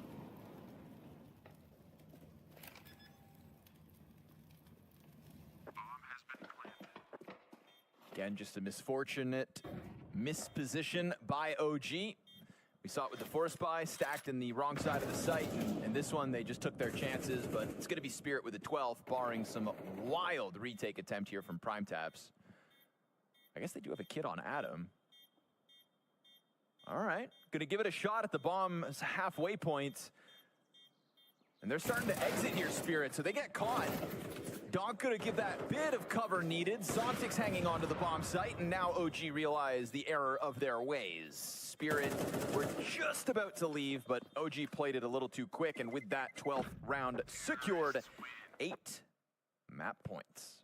And kills are kind of meaningless here for either team, really. Spirit have enough money to buy. Here we go. And there has been a lot of play out there in Sunroom. Oh my goodness. Of all the ways Daenerys died, that would not be one of them. Just pushes him away with the door. Move. And Shiro over the forklift. Ooh, awkward spot to be found out in. He's trying to get out of here, but Smoke still gives a bit of cover, and Donk's gonna make sure his offer stays alive with this double kill. Very awkward moments over towards this A site, but ultimately it's just too much of an ask, and Spirit wind up being very much prepared for a challenge on Cash. OG, the first team to try and take their chance on this freshly added map, but clearly Spirit making the most of their time off with a convincing 13-4 victory. But he choked. Rumor has it they've actually repurposed Yab Yajip. They've taken all his stuffing and made Shiro a new pillow. Oh my goodness. He lives That's the on. thanks I get. Body's gonna find first blood in the pistol.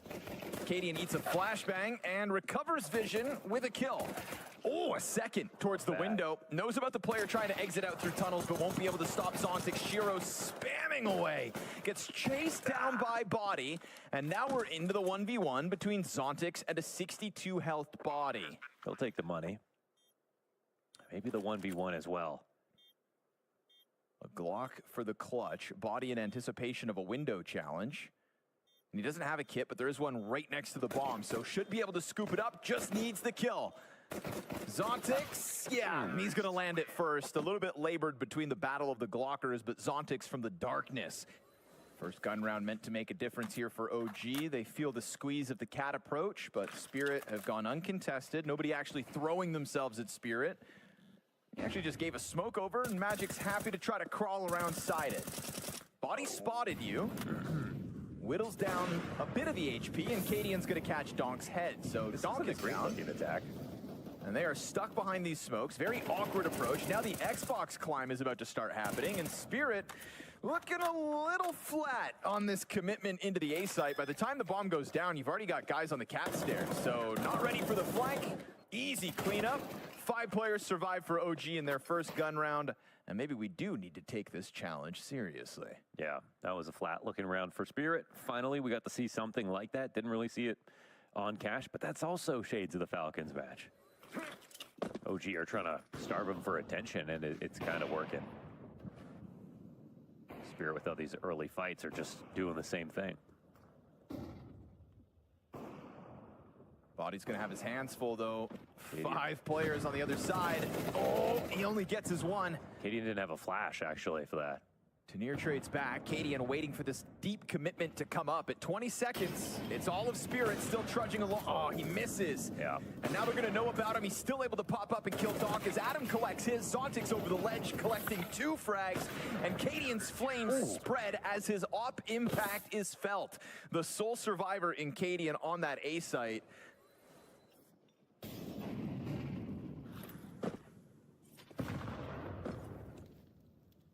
Forward extension here for OG, with Catwalk having been that target for Spirit 3 rounds in a row. They're trying to lean in front of it, but then you give something over, right? We're just talking about how you starve Spirit for openings, but pushing so many players up. Catwalk gave Donk a chance at first blood. Zontix dies right after, and Spirit are going to keep it simple. 4 players out through middle and a vacant B bomb site for the taking. Yeah, that smoke looked incredibly fake. 3 players on A hoping it's going to do something, but it won't. And you can have tunnels if you want it, Prime Taps. This is already turning into a save.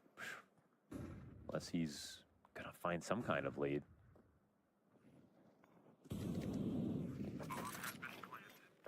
They're actually getting ready to try this. A lot of money on the line in this retake. Another late retake attempt if they even commit, but they don't. Just send some grenades in. Keep a guard on the exits and try to rack up a price tag. But again, like you said, it's costly either way, in fact. Magics should be doomed. Tenier also dead, and it winds up being all of Spirit despite their round win. Yeah, not too bad there for OG.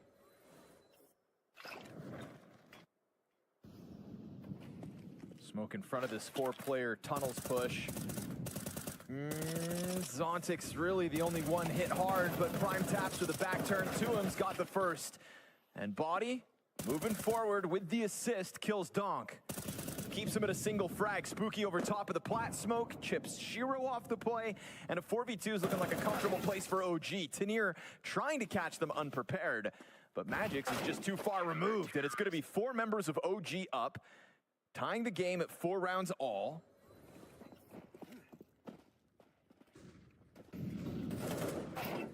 Ooh, Magic's gonna have to stomach an early dink as we get a bit of an aggressive opening out of OG. Body's still floating around off that damage, and he's gonna catch them off guard, but kill neither. Donk's able to react. You've got a low health bar here on 3 of the Spirit players, but Donk likes the odds of just an aggressive move. Whoa, he Taps pre-fired Adam. that. Oh, Spooky's dead. He's a machine. There he is, back on that mojo. Unfortunately, it feels like he had him wobbly, and then he just started attacking. And I think he just wasn't confident that they're going to come up with anything interesting if he just doesn't do that right away.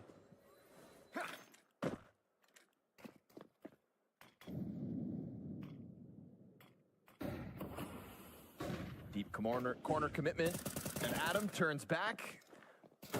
Little delayed trade, but Donk gets there, and in anticipation of the corner clear, but Zontix, it's a back turn to him, and Prime Taps is unable to trade it. But he'll go running into Cadian, unprepared for a 3rd piece of that B defense. 2 ops here.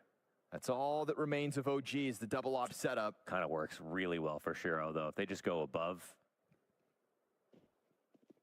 not seeing a way that these ops can get back into this round. Like, yeah, Cadian just swapped his out for an AK-47. Spooky will not have that luxury as he's stuck in CT spawn with the op. doubling up on the CT retake, making it feel like otherwise. That'll See if serve any up mistakes a get made. temporary distraction, that frag grenade. Shiro eyes towards it, but the smoke's about to fade. Him and Magic's both on Cat. At least Cadian opened up this door for them to push up. They have a molly. He got them to go back and watch Xbox because he threw that 1 frag grenade. Now his Molotov is out going to early. prevent them from fully swinging out to the site. But Magic's realizing he's got to get something going, tries to push this out. Nobody's tapped the bomb, though. By the time the molly fades, Magic's is going to have to come back at this. Spooky in the final second. Oh, and the coverage is perfect. Cadian pulls that off. Great distraction with the frag grenade. Back to the single op, our OG in round 12. And Zontix waiting for Adam to make this move. Oh, but he loses the head-to-head. And it's man advantage OG in the 12th. Donk chipped away at by the frag grenade. Takes up bomb. And lets Magic's take point.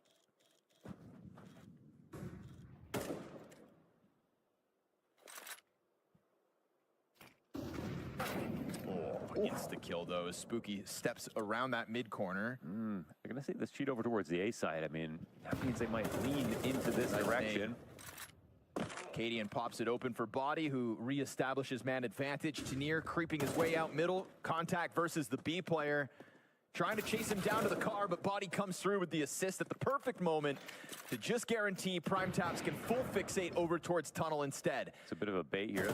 25 seconds as Donk cuts off the rotate with some damage, but dies at the hands of Cadian. 14th frag for Cadian on the half.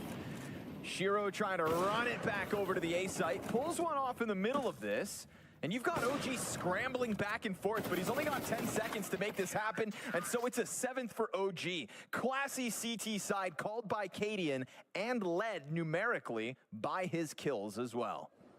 Don't lose opening kills, but then as those rounds were added to the board for OG, they made moves and secured 7 rounds on that CT side. Yeah, plenty of great things to say about the way OG played that half. Completing this feat is obviously a bit of a different story. CT side is going to be a little bit harder with Spirit on it. And I think they'll have to think less, but there's an excellent opener for Adam B. Make an argument for this pistol. Oh, I see ya. Can't kill ya. Magic's oh man, empty-handed on a crouch-crawling T crossing catwalk. Bomb a little late to the party, but so be it. It's a nice 5v2 for OG, and looking like they're going to take a T-side pistol, much like Spirit did. Not even going to give this one a sniff.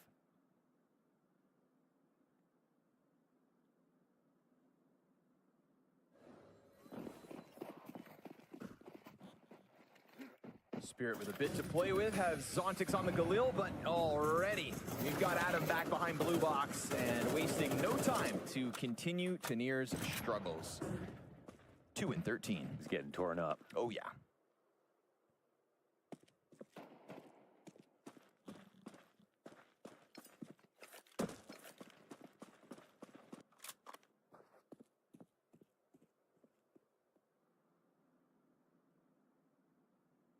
Zontix at least able to get through the tunnels. We'll see if this Galil can turn things around top mid. Utility usage draws his attention.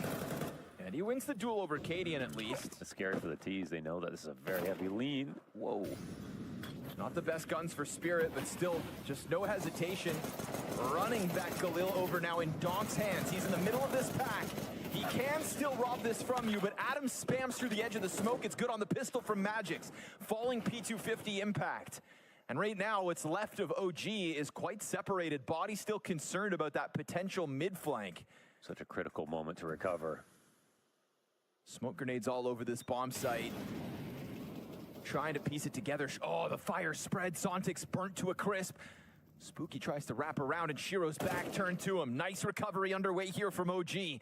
Massive ask of Magix on the P250. Probably got a feeling that he's down here, but why risk it? Got the bomb in hand. They remain cautious. He makes his move, and he gets the headshot. Body's down, and the bomb plant was denied for a second. Magix, he's going to have the challenge come over top. It's all about the duel, and Spooky catching him off. Doesn't go back in for the plant, just goes lethal instead, surviving the 1v1 and securing OG's double digits. Really important save.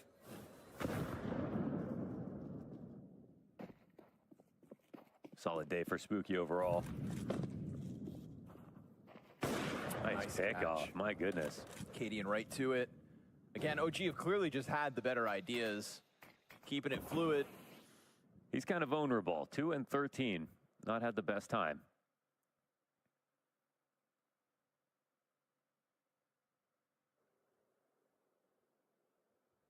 Lineups there.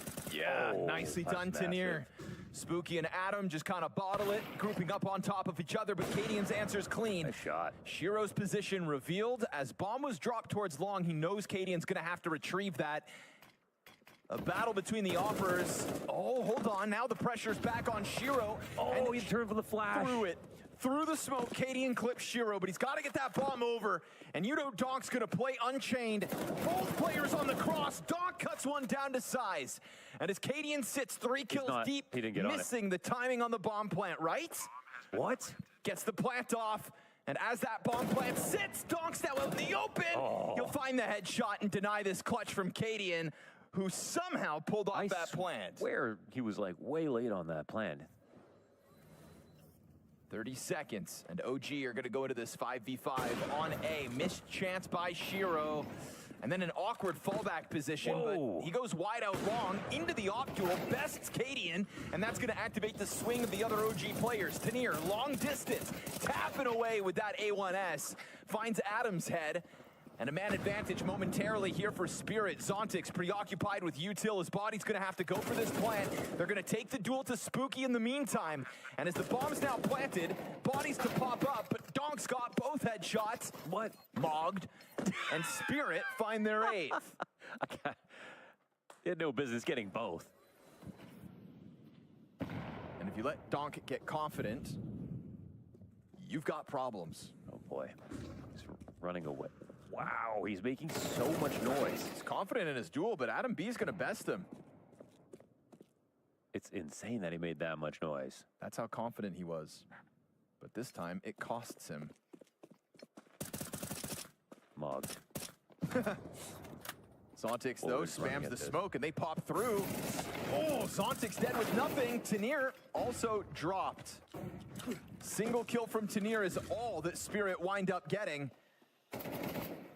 And OG pounced that bomb site before Spirit are truly prepared. Magic's, though, him and Shiro right on the brink of this site. Molotov onto the bomb planter. That's where Magic's tries to catch them off guard, but it's good cover from Prime Taps and Spooky here to end it. 4 players up for OG. Why even try that? Donk goes running at the opening duel, thinking he's going to win that fight every day of the week, but Adam B's got other ideas. And it wasn't Zywoo. It was Donk. Here he is, inside of the B site with that secondary op. We'll see if the changeup catches OG off guard. Yeah, body's dead to rights, and Cadian bests Donk on the re-peek. Mogged. Type it out. 1 for 1. They'll see if it's enough. They're trying to run it down again. Maybe just looking for a reposition in case someone plays close tunnels. They don't catch that. Even numbers at 30 seconds. Very late to be taking long control. Very possible Spirit just... I don't really believe in this threat right now, and that could cost them. Shiro's got a high angle. Yeah, that's quite a lot of smoke, actually. Adam dead for Tanir, shutting down the Xbox huge. climb up. Oh, Prime never Taps mind. though with the headshot. And unfortunately here for the last piece in Cadian, bomb doesn't get planted at all. So this one's gonna just expire off the clock and Spirit keep it this 1-round game. But OG coming to this round with a bit of lack of mobility because they're up. I think that definitely leans into Spirit a little bit more. But if Cadian can go head-to-head with one of them again. Fast move as well, Yeah, instantly actually. up catwalk. All right, this is what we're doing. Cadian charging, forces forward. Spooky hits before the flashes pop, and so Shiro shuts him down. Adam B's got the headshot back as Magic's trying to dump utility now, and that will chip away some of the health. But an A-bomb site earned through an electric tempo out of OG. You've got body on an op. Hit players low as the CT nades come out, continuing to find their targets. Nobody going for that Xbox climb up if you're Spirit. They're just kind of stuck here for the time being. Body just hoping to cut them down to size. More and more utility thrown out from CT spawn. And Spirit still not moving this one forward. Oh boy. Body now under threat from Long, misses his chance, Magic strikes him down, and Spirit are gonna come at this late in the bomb timer. Donk's got the cover, Adam and Cadian able to bounce back with a kill apiece, and there's the lineups for Adam. 3 kills in the 2v4, and they will secure their 12th. It's overtime at least, secured by OG. That was so excellent out of Adam. 4 kills in total in that round.